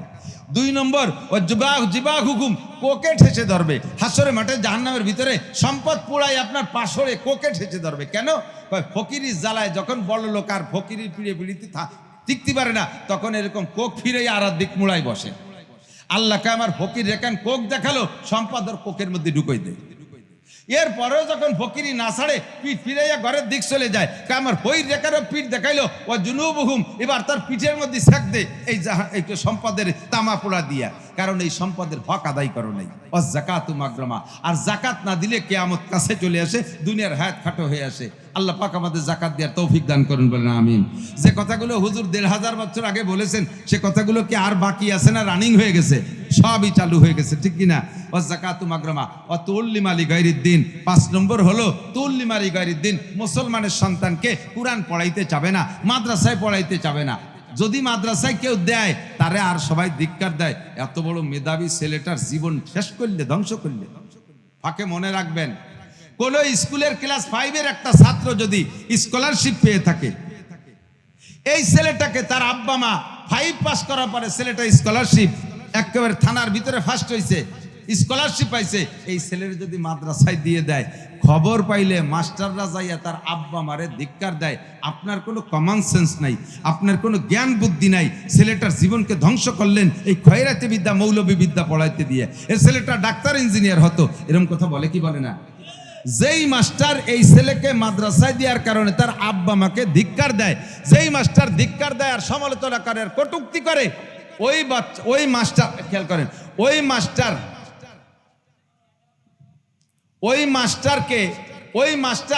খেয়াল করেন নাই, যেই মাস্টার বা যেই গার্জিয়ান বা যেই বুদ্ধিজীবী যেই জনদরদিরা ওই আব্বা মারে ধিক্কার দেয়, ছেলেটারে তিরস্কার করে, আব্বা মাকে তিরস্কার করে, ছেলেটার জীবন ধ্বংস করছে মাদ্রাসায় পড়াতে দিয়া, সঙ্গে সঙ্গে ওই লোকটা বেঈমান কাফের হয়ে গেছে। কয় না উনি কাফের হয়নি, উনি দিন নামাজ পড়ে, কোনো কাম হবে না। উনি রোজা রাখে, উনি হজ করে আইছে, এবার কাফের হয় কি রে? আরে কাফের হয়েই যাবে, যেহেতু সে কোরআনের শিক্ষাকে তিরস্কার করেছে, ছেলেটাকে কোরআন পড়তে দেওয়ার কারণে জীবন ধ্বংস হয়েছে বলে বলে। খেয়াল করেন, একটুক কথা ইমান নষ্ট হয়ে যায়, অবশ্যই যায়। পোলা পান্ডা ওই যে বাজারেতে দেন বেলুন কিনছে না, বেলুন ফুলাইছে না বা হাওয়া দিয়ে, এই বেলুনের ভিতরে যতটুক হাওয়া আছে এই হাওয়াটারে পুরো ধরে রাখতে পুরো বেলুন ভালো থাকতে হবে না? হ্যাঁ, তো সারা বেলুন ভালো থাকলে বেলুনটা ফুলও ঠিক থাকে, ভিতরে হাওয়া ঠিক থাকে। এবার এই বেলুনের হাওয়া বের করার জন্য, সম্পূর্ণ হাওয়া বের করার জন্য কি পুরো বেলুনই সব জায়গায় ছিঁড়া লাগে? এক জায়গায় দিয়ে একটু কাঁচাই দিয়ে খুসাই দিয়ে ফুটো উড়িয়ে দিলি, সেই জায়গায় যে বাতাস সব বেরোয় না, অল্প একটু বেরোয়। যতটুক ছিদ্র করছে অটটুক হাওয়া বেরোয় না? কথা কয় না? না, যতটুক ফুটো আসছে অটটুক হাওয়া বেরোয়, বাকিটি থায়। অত বড় বেলুনের ভিতরে এত হাওয়া, একটা কাটার খুসা দেশে অটটুক বেরোয় থামিয়ে যাবে, যুক্তিতি কয়, কিন্তু তা থামে না, হুশ করে সব বেরোয় চলে যায়। আপনার ইমানের বিলাডারে এমন একটা কথা যখন মারি দিয়েছেন, আপনার ইমানের বিলাডার, ইমানের বেলুনে ওই জায়গা ফুটো হয়ে গেছে, ওই জায়গাতে নামাজ রোজা হজ জাকাত চুপি দাড়ি পাগড়ি জুব্বা ফরজ অজিব সব ফুস করে হিন্দি পারে চলে গেছে, আপনার ইমান শেষ। সাবধান, এই জন্য জবানকে কন্ট্রোল করবেন, ইমানকে ঠিক রাখবেন। হুজুরকে আকলিস দিন ফিকাল আমালুল কলির, বাচ্চাদেরকে কোরআন পড়ান, বাচ্চাদেরকে কোরআন পড়ান, ঠকবেন না। আল্লাহর রহমতে ঠকার দিন শেষ। নবী পাক বলেন লা তুসাব্বান্না আলাইকুমুদ দুনিয়া সাব্বা। আমরা যখন প্রথম মাদ্রাসায় পড়ছি, গ্রাম গায়ের মাদ্রাসায় পড়ছি, এই পাকা পায়খানার নামও শুনি নেই, আমাদের হুজুরদেরও ছিল না। কোনো মতে 3-4টে শাড়ি পুঁতিয়ে একটু বাঁশের বেড়াই দিয়ে উস্তাদদের পায়খানা, আর আমাদের ছাত্রদের ছিল গণ পায়খানা। খাল একটা খনন করে ওর ভিতরে বাঁশ টান করে দিয়ে আইডি 2 দিন বাঁশ দিতাম, মাঝে মধ্যে বাঁশের উপরে যদি কেউ নরম মারি দিয়ে যেত, স্লিপ করে পড়িয়েও যেতাম পায়খানার মধ্যে। আর নাড়াই দিয়ে বেড়া দিতাম, 6 মাস 8 মাস থাকতো না বেড়া, উই পোকায় খাইয়ে সাফ করে ফেলতো। এক একজনের 3 পায়খানা দখল করতাম, একটাই বসলে আর 2-3 বসার কায়দা ছিল না, মাঝখানে কোনো পার্টিশন বেড়া থাকতো না, এত অভাব। আর এখন আল্লাহর রহমতে অধিকাংশ মাদ্রাসায় বিল্ডিং যারা করতেছে তারা ছাত্রদের জন্য অ্যাটাচড বাথরুম করতেছে। দীর্ঘকাল পর্যন্ত যতদিন পড়েছি বোর্ডিংয়ে 2 ওয়াক্ত খানা খাইছি, সকালবেলা 1 পোয়া চাউলের ভাত, রাত্রে 1 পোয়া চাউলের ভাত, কোনো মাদ্রাসায় 300 টাকা চাউলের ভাত, পাতলা একটু ডাউল। দুপুরবেলা কোনো মাদ্রাসার বোর্ডিংয়ে খানা দিত না। এই কষ্টে খেয়ে আমরা লেখাপড়া করেছি। আর এখন আল্লাহর রহমতে 3 বেলা গরম ভাত, বাংলাদেশের সমস্ত বোর্ডিংয়ে 3 বেলা গরম ভাত। দুনিয়ার অভাব চলে গেছে। একসময় উস্তাদরা বেতন পাইতো না, সামান্য 50 টাকা 60 টাকা 100 টাকা 150 টাকা 200 টাকা বেতন, তাই দিয়ে কোনো মতে সংসার চলতো। এখন আল্লাহর রহমতে উলামায়ে কেরামও মাদ্রাসায় 20,000 25,000 30,000 50-60,000 টাকা বেতন পাচ্ছে। আর আমাদের মতো যারা আরেকটু ফেমাস হয়ে গেছে, আরেকটু ভাইরাল হয়ে গেছে, একটু প্রসিদ্ধি পাইছে, তাদের আর কোনো অভাব নাই। আল্লাহর রহমতে এরকম আলেমেরও অভাব নাই বাংলাদেশে। কথা বলুন ঠিক না? আপনার ছেলেটা যোগ্য আলেম হোক, একটা কিরাত পড়বে মক্কা যাইয়া, আল্লাহর রহমতে 50 লক্ষ টাকা হাদিয়া পাবে। হাফেজ সালেহ আহমদ তাকরিম পাইছে না? এরকম হাফেজ বহুত বাংলাদেশ থেকে পেয়ে আসতেছে। আপনি এরকম একটা সন্তানের আব্বা হন, কিয়ামতের আগে হুজুর বলেন মানুষের ছেলে মেয়েদেরকে মাদ্রাসায় পড়াইতে যাবে না, কোরআন শিক্ষা দিতে যাবে না, ইংলিশ মিডিয়ামে পড়াইয়া হাজার টাকা ছেলেরে স্কুলই দেশে, তার পিছনে মাসে 10,000 20,000 টাকা খরচ করতেছে টিউশনিতে। অথচ যেটারে মাদ্রাসায় দেশে তারে কোনো পয়সা করে দেবে না, তারে ভর্তি ভিসিটা। আমি তো মাদ্রাসার হুজুর, মোহতামিম বড় হুজুর, আমার মাদ্রাসায় আসে হুজুর এর একটু ফ্রি ভর্তি নিয়ে যায় হুজুর। আমি কই ফ্রি তো এতিমখানা, এতিম ছেলেকে জন্য, বাপের সাথে নিয়ে এসে ছেলেরে কয় তাহলে আমার ছেলেটারে এতিমখানায় ভর্তি করে না। টাকা দেওয়ার ভয়তে বাপ বাইচে থাকতে আমার ছেলে রে তুমি গেলে আমি তা তুই মরে জায়গা টানালি ভর্তি রিকি রে। পরীক্ষার ফিস দেবে না, ভর্তির টাকা দেবে না, মাসিক বেতন দেবে না, 600-800 টাকা নেই তাই দেবে না, অথচ আরেকটার জন্য 20,000 টাকা খরচ করতে রাজি। কারণ ওটা মানুষ হবে, ও আমাকে লক্ষ লক্ষ টাকা কামাই করে খাবে। ওটা ডাক্তার ইঞ্জিনিয়ার হইয়া তার সুনাস্তান পিতেলে গুগু বৌডারে নিয়ে আমেরিকা চলে যাবে। লাস্টে তোমার এই মৌলবিডার ঘরে দুকে দুকে ওই ফান্তা ফানি খাই মরা লাগবে, যেটার জন্য তোমার বরাদ্দ নাই। কতক্ষণ এটার জন্য পয়সা বেশি হবে। আমি আমার ছেলে মাঝে মাঝে বলি, ইউটিউবে শুনে থাকবেন, বাস্তবায়ন করেছি আলহামদুলিল্লাহ। আমি আমার সব ছেলেদেরকে হাফেজ বানাইছি আলহামদুলিল্লাহ। 4টে ছেলে হাফেজ হয়ে গেছে, মেয়েও বড়টা হাফেজ হয়ে গেছে। ছেলে মেয়েরা আমি অফার দিছি, যদি তোমরা হাফেজ হও, হাফেজে কোরআন হও, তাহলে তোমাদের পুরস্কার উমরা করাবো। 4 ছেলেরা উমরা করাইছি, একটা 2 বার করিয়েছে। মেয়েটারে উমরা করাবো, এর মধ্যে তার বিয়ে হয়ে গেছে। ইচ্ছা আছে ইনশাল্লাহ জামাই সহ পাঠাই দেবে। হাফেজ হয়ে গেছে, পুরস্কার আমার কাছে আমি ওয়াজিব দায়িত্বে জিম্মায় রয়ে গেছে। বলে দিছি, সারা পৃথিবীর জেনারেল শিক্ষায় সর্বোচ্চ শিক্ষিত যদি হয়ে আসো, যে বিশ্বে তোমার চাইতে বড় জেনারেল শিক্ষিত কেউ নাই, সেদিন আমি খুশি হইয়া তোমাকে একটা চকলেটও খাওয়াবো না। সেদিন খুশি হয়ে তোমার একটা চকলেটও খাওয়াবো না। কারণ সবচাইতে বড় শিক্ষিত হওয়ার কারণে কোনো হাদিসের মধ্যে পাই নাই খায়রুকুম মান কানা এমএ পাস। নবী বলে নাই তোমাদের মধ্যে যে এমএ পাস সে সবচেয়ে ভালো। খায়রুকুম মান কানা বিসিএস ক্যাডার, খায়রুকুম মান কানা ডাক্তার ইঞ্জিনিয়ার। নবী এ কথা বলে নাই। খায়রুকুম মান তাআল্লামাল কুরআন ওয়া আল্লামা। নবী যাকে খায়ের বলেছে, ভালো বলেছে, সে হলো তুমি কোরআনের হাফেজ। কাজেই তোমার পুরস্কার রয়ে গেল উমরা, আমি তা তোমারে করাইছি। তুমি ডাক্তার ইঞ্জিনিয়ার হয়ে আসলে ওই দিয়ে তুমি দুনিয়ার দুর্নীতি করে খাবা, আর আমি সে জায়গা পুরস্কৃত করব, আমি সমর্থন করে গুনাহগার হব। এই দেশের পুজো করতেছে হিন্দু ভাইরা, করতেছে তারা করে দেখবো। আমি তাদেরকে বললাম, আমি আপনাদের গার্ডে আছি, আপনারা উন্মুক্তভাবে বুক ফুলাইয়া পুজো করতে থাকেন। কে আমার এই দায়িত্ব কিরা দেশে? যখনই এই বলবো তখন কেমন যেন আমি হিন্দুদের ওই ধর্মের ওই কার্যক্রমকে সমর্থন করেছে বলে সাব্যস্ত হবে, আর হিন্দু বুদ্ধ খ্রিস্টানদের সমস্ত কার্যক্রম বেঈমানি কার্যক্রম। কথা বলুন ঠিক ঠিক না? ক্ষুধাদ্রোহিতা। কাজে আমার এই সমর্থনের কোনো ফায়দা নাই, উচিতই হবে না। ঠিক কি ঠিক না? বলতে যে লম্বা হয়ে যায় বক্তাদের স্বভাব। তৌল্লিম আলী গায়রুদ্দিন 5 নম্বর আলামত মনে আছে একটা করে, রাষ্ট্রীয় কি বলা হয়, যুদ্ধে বিজয়ী দেশকে নিজের সম্পদ মনে করা, আমানতকে খেয়ানত করা, তারপরে জাকাতকে জরিমানা মনে করা। আর তৌল্লিম আলী গায়রুদ্দিন কি বলা হয়? তৌল্লিম আলী গায়রুদ্দিন দুনিয়াবি শিক্ষা বা প্রাধান্য দেবে, দিন শিখতে যাবে না। এরপরে ইজ্জাতু কিজাল ফাইউ দাওয়ালা ওয়াল আমানাতু মাগনামা ওয়াজ যাকাতু মাগরামা ওয়া তাউল্লিমা লিগায়রিদ্দিন ওয়া আতাআর রাজুলু ইমরাতাহু ওয়া আক্কা উম্মা। আরে চমৎকার যুবক, আমার দিক তাকাও। ওয়া আতাআর রাজুলু ইমরাতাহু ওয়া আক্কা উম্মা। বউতি যা কবে মুখ দিয়ে বাইরতি দেরি, বাস্তবায়ন করতে দেরি নেই। শাড়ি কিনা জন্য খালি শাক হইছে, উনি রি কয়ে নইছে। বাকিটুকু আমি কবানি, তুমি বুঝছি কি কবা, ক ক ক ক হতেছো, বুঝছি কলকাতা কবা। বৌতি বলার সাথে সাথে পালন করা সারা। বড় অর্ডার ছাড়া কিচ্ছু করে না। মারে একটা কাপড় দেবে, তাও বোর সাথে পরামর্শ করা লাগে। মারে ঔষধ কিনে দেবে, তাও বোর সাথে পরামর্শ। আব্বারে টাকা দেবে তবলিগি যাইতে, বোর সাথে পরামর্শ। বৌরে বানায় নিছে গোষ্ঠীর আমির শাহ হুজুর, পরিবারের আমির সাহেব বানাই নিছো বৌরে। বৌরে মেম্বার বানাইছো, বৌরে চেয়ারম্যান বানাইছো, বৌরে ডিসি বানাইছো, বৌরে এসপি বানাইছো, বৌরে এমপি বানাইছো, বৌরে মন্ত্রী বানাইছো, বৌরে প্রাইম মিনিস্টার বানাইছো। এগুলো সব দুনিয়ার হায়াতে খাটো করতেছো তোমরা। বৌরা থাকবে বোর জায়গায়, সব বড় কাজগুলো, ক্ষমতার কাজ, পাওয়ারের কাজগুলো করবে পুরুষ। পুরুষের প্রাধান্যতা, আল্লাহ বলেন আর রিজালু কাওয়ামুনা আলান নিসা, আমি নারীদের উপরে পুরুষকে প্রাধান্যতা দিয়েছি। অথচ আমরা নিজেরাই ভুলে গেছি আমরা পুরুষ না মহিলা, এই আমাকে মনে নাই। সব দল আমরা মহিলাদের পিছনে নাচতে তালে থাকি। এটা খোদার গজবের কারণ। কিয়ামত কাছায় নিচ্ছে না, বেশি আর বাঙ্গালাম না। ওয়া তার রাজুলু ইমরাতাহু ওয়া আক্কা উম্মা, মারে বুরকেপ করে না। 3 নম্বর 6 নম্বর 7 নম্বর হলো ওয়া আদনা সাদিকাহু ওয়া আকসা বা, দোস্ত বন্ধুদের পিছনে হাজার হাজার লাখ লাখ টাকা খরচ করে, তাতে কোনো খারাপ লাগে না, আরো খুব গর্ববোধ করে। দোস্তকে দিয়েছি, বন্ধুকে দিয়েছি, 4 দোকানে 5,000 টাকা খরচ করছি। মিষ্টি খাইতে বসছিলাম, বন্ধুরা বসছিল 10,000 টাকা। তারপরে পদ্মার ঘাটের উপার যাইয়া 60,000 টাকা রিলিশ খাইয়েছি দোস্ত বন্ধু নিয়ে। এরপরে আব্বাই যদি কয় বাবা আমি তবলিগি যাবো 3 চিল্লায়, আমার 4,000 টাকা দে। তোমার আর সালফান নাই, আর ছেলে নাই, আমার কাছে খালি বিরক্ত করো। আব্বা আমার একটা লুঙ্গি কিনে দে, তোমার আর ছেলে না নাই। সে সময় বাপের কাছে যে কৃপণ সাজে, আছে না নাই? কথা কন আছে না? ওয়াদনা সাদিকাহু ওয়াকসাবা ওয়া যাহারাতিল মাযিফ ওয়াল কায়নাত ওয়া যাহারাতিল আসওয়াতু ফিল মাসাজিদ। কিয়ামতের 9 নম্বর আলামত হলো, হুজুর বলেন মসজিদের ভিতরে ইবাদত থাকবে না, মসজিদের মধ্যে ইবাদত থাকবে না, শোরগোল, চিল্লাপাল্লা, গল্প স্বল্প, দুনিয়াবি কিসসা, মসজিদের ভিতরে পচা রাজনীতির আলোচনা চলবে, ধর্মীয় কোনো আলোচনা থাকবে না, তিলাওয়াত থাকবে না, নামাজ থাকবে না।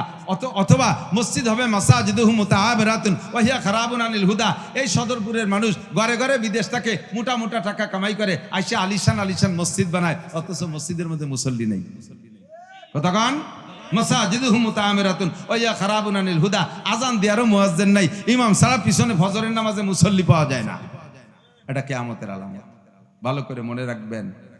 এরপরে কয় আল্লাহ ওয়া যাহারাতিল আসওয়াতু বিল মাসাজিদ ওয়া সাদাল কবিলাতে। আর চোখে আঙ্গুল দিয়ে ধরাই দিচ্ছে, দেখেন আজিব তিনটা, পরপর তিনটে, কি আশ্চর্যজনক। ওয়া সাদাল কবিলাতা ফাসিকুহুম, কওমের নেতৃত্ব দেবে, এদিক কওমের নেতৃত্ব দেবে, একেবারে ছোট নেতা থেকে নিয়ে বড় নেতা পর্যন্ত নেতৃত্ব দেবে ফাসেক যারা, তারা নেতৃত্ব দেবে। কারা? ফাসেক। একটুকান কারা? আরেকবার একটুকান কারা? ফাসেক চেনেন? ফাসেক হলো যে ইচ্ছাকৃতভাবে রেগুলার কবিরা গুনাহ করে, তারে কয় ফাসেক। তারে কি কয়? তাহলে নামাজ না পড়া সগীরা না কবিরা? আমাদের নেতারা তো তাহাজ্জুদ দিনের বেলাও পড়ে। এক নেতা শুনছি কয় যে আমি দিনের বেলাও 60 টাকা তাহাজ্জুদ পড়ি। প্রতিটি কোন জাজন চলে গেছে আল্লাহ জানে। আল্লাহু আকবার। দাড়ি কাটা কবিরা গুনাহ না সগীরা গুনাহ? আমাদের দেশের কয় নেতার দাড়ি আছে? সুন্নতি পোশাক পরিহার করে খ্রিস্টান ইহুদ নাসারা পোশাক পরা কবিরা গুনাহ। যারা রেগুলার কবিরা গুনাহ করে ফাসেক। কয় নেতার বউ শতভাগ পর্দা করে, বউরে বেপর্দা করে, নিজে বেপর্দা করায়, কবিরা গুনাহ। সুদ খা কবিরা গুনাহ, ঘুষ খা কবিরা গুনাহ, দুর্নীতি কবিরা গুনাহ, টনমারা কবিরা গুনাহ, মনমারা কবিরা গুনাহ, জাতির হক মেরে খা কবিরা গুনাহ, বিড়ি সিগারেট কবিরা গুনাহ, মদ গাঁজা ইয়াবা ফেনচিডিল খা কবিরা গুনাহ, মিথ্যে কথা কওয়া কবিরা গুনাহ, মুনাফিকি করা, ওয়াদা খেলাপ করা কবিরা গুনাহ। এই কবিরা গুনাহ যারা করে তাদেরকে বলা হয় ফাসেক। আর এই ফাসেকরা হবে কওমের নেতা। এ কি হবে না চলতেছে? হবে না চলতেছে? কিয়ামতের আলামত। তোমার কারণে দুনিয়া খাটো হয়ে যাচ্ছে। ওয়া সাদাল কবিলাতা ফাসিকুহুম ওয়া কানা জাইমুল কওমে আরজালাহুম। কওমের বুদ্ধিমান চিন্তাবিদ, কওম নিয়ে বুদ্ধিজীবী, কওমের বুদ্ধিমান বুদ্ধিজীবী কিরা হবে জানেন? আজ থেকে 20 বছর আগে যারে মানুষে খেতে কামলা কিসে হিসেবে নিত না, এমন নিকৃষ্ট তারে যদি কেউ খেতে কামলা নিত, অন্য কামলারা কইতো ওরে কামলা নিলে আমরা কাজ করবো না, ওর বগলে গন্ধ, বাতাসের ভাটিতে কাজ করা যায় না, ওর কান পচা, ওর গালে গন্ধ। এত বড় নিকৃষ্ট, সমাজে কোনো জায়গা তারা ডাকে না। হঠাৎ করে তার ছেলে লটারিতে আমেরিকা চলে গেছে, মাসে 5 লাখ টাকা পাঠায়, সদরপুরের মাঝখানে বিশাল বিল্ডিং, ফরিদপুরের মাঝখানে জায়গা রেখে 10 তলারটা গড়ছে। এবার নাম ছিল আগে পাইছো, এখন টাকা হওয়ার কারণ হয়েছে পাচন শেখ। পাইছো হয়েছে পাচন শেখ। আগে কত শামু, এখনকে শামসুল হক খান। এই শামসুল হক খান বকলে বুতা কিচ্ছু জানে না, এত পরিত্যক্ত মানুষ ছিল সমাজে, তারা ডাকতো না। এখন সেই শামসুল হক আর পাচন খা, না হলে মিটিং হবে না। এত বড় বুদ্ধিমান, মিটিংই বসে কি যে কবে টের পায় না। খানিক বসে তো ওনার সভাপতি বানাইছে চেয়ার দিয়ে, বলেন সভাপতি, হ্যাঁ ওই তো নানটু যা কইছে তাই, বিচার হয়ে গেছে। যেই সমাজের বুদ্ধিজীবীগুলো হবে এরকম, ওই সমাজের মানুষের কারণে দুনিয়ার হায়াত খাটো হয়ে যায়। এটা কিয়ামতের আলামত। আর একটা আইছে তার চাইতে বড় মারাত্মক। কব ওয়া উকরিমার রজুলু মাখাফাতা শাররিহি। মানুষকে সম্মান করা হবে তার সম্মানের খাতিরে না, মানুষকে সম্মান করা হবে তার যোগ্যতার বলে না, সম্মান করা হবে তার ক্ষতির ভয়ে। যদি তারে সার না কই, মাতুব্বার না কই, বলকাকা কই ডাক না দেই, বস না কই, তাহলে কোন দিক দিয়ে আবার কোন মামলায় ফেলাইয়া কোন পেশে বিপদে ফেলাই দেয়। এই জন্যই তারে সম্মান করা হবে। কতক্ষণ ঠিক না? এইটা কি একটুও বাকি আছে? নইলে যারে আমি বস করছি তারে লাইথতিও ঘৃণা করে, তারে লাথি মারলেও পার ইজ্জত যায়, অথচ তারে স্যার আর বস আর নেতা তারে বলা লাগে। কি কারণে? যদি তারে সম্মান না করি, কোন বেকায়দায় বিপদে ফেলাই দেয়, কোন দিক দিয়ে আবার সন্ত্রাস দিয়ে মায়ের শুরু করে দেয়, কোন মামলার মধ্যে আটকায় দেয়, আল্লাহই জানে। এই ভয়তে তারে স্যার আর সম্মান করা লাগে, বস করা লাগে। এটা কিয়ামতের আলামত। ও সম্মান পার আদৌ যোগ্য না, সম্মান পার মোটেই যোগ্য না। ঠিক কি ঠিক না? এরপরে কয় জাহারাতিল মাযিফ ওয়াল কায়নাত সমাজে বাদ্যযন্ত্র বেড়ে যাবে। মুসলমানের সন্তান, এই মুসলমানের সন্তান মুসলমানি অনুষ্ঠান দিয়ে সে জায়গা বক্স ডিজে ড্যাক্স বাজায়। এ কি আপনাদের দেশে তো বাজায় না এগুলো? হ্যাঁ, বিয়ের অনুষ্ঠানে তো মোটেই বাজায় না। হ্যাঁ বাজায়। মসজিদের মুসল্লি আইসা আমার কাছে ফতোয়া চাইছে, মানে মুসল্লি ইমাম সাহেব এসে জিজ্ঞেস করছে, ইমাম সাহেবকে ধরছে মুসল্লিরা। ইমাম সাহেব এসে কয়, হুজুর নামাজের মধ্যে যদি পেশাব 2-1 ফুট বের হয়ে যায় তাতে কি নামাজ ছুটি যাবে না? আমি কই কি কইস তুই কি এরিস? কাবিয়াল এই মসজিদের ইমামতি এরি, তা তুই ইমামতি এরিস, এই মশলা জানিস না? আমি কইছি তো আমার মুসল্লিরা মানে না। 2-3 বুড়োর এই সেদিনকে ঘটনা ঘটছে কেন? এই পাশের বাড়ি বিয়ের অনুষ্ঠানে এমন ভাবে ঢোলের বাড়ি ঠেলায় 3 বুড়োর 3 ফুট বাড়ি গেছে। আমি কই 3 জনের নামাজ শেষ, ও 3 জনের নামাজ।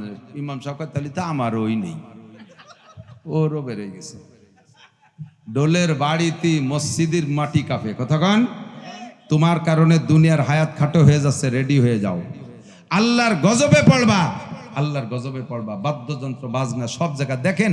এই যে ইসলামী সঙ্গীত ইউটিউব চালান, ইসলামী সঙ্গীত নামে সঙ্গীত করছে না, ইউটিউব চালান, দেখবেন যে ভিতরে বাজনা আছে। প্রত্যেকটা ইসলামী সঙ্গীতের ভিতরে বাজনা ঢুকাই দিছে। যেই সঙ্গীতের মধ্যে বাজনা আছে, ওই সঙ্গীত যদি খালি আল্লাহর জিকিরও হয় তবুও তা হারাম। জিকিরের সাথে সাথে ঢোল তাবলার বাজনা, রসুলের দুরুদের সাথে সাথে ঢোল তাবলার বাজনা। সেদিন শুনি বালাগাল উলা বিকামালিহি কাশাফাদ দুজা বিজামালিহি, এইটাই শেরটা পড়তেছে, তার ফাঁকে ফাঁকে বাজনা। তালা আল বাদরু আলাইনা মিন সানিয়াতিল ওয়াদাই, এইটা পড়তেছে, এই শেরগুলো পড়তেছে, তার ভিতরে ভিতরে বাজনা ঢুকাইতেছে।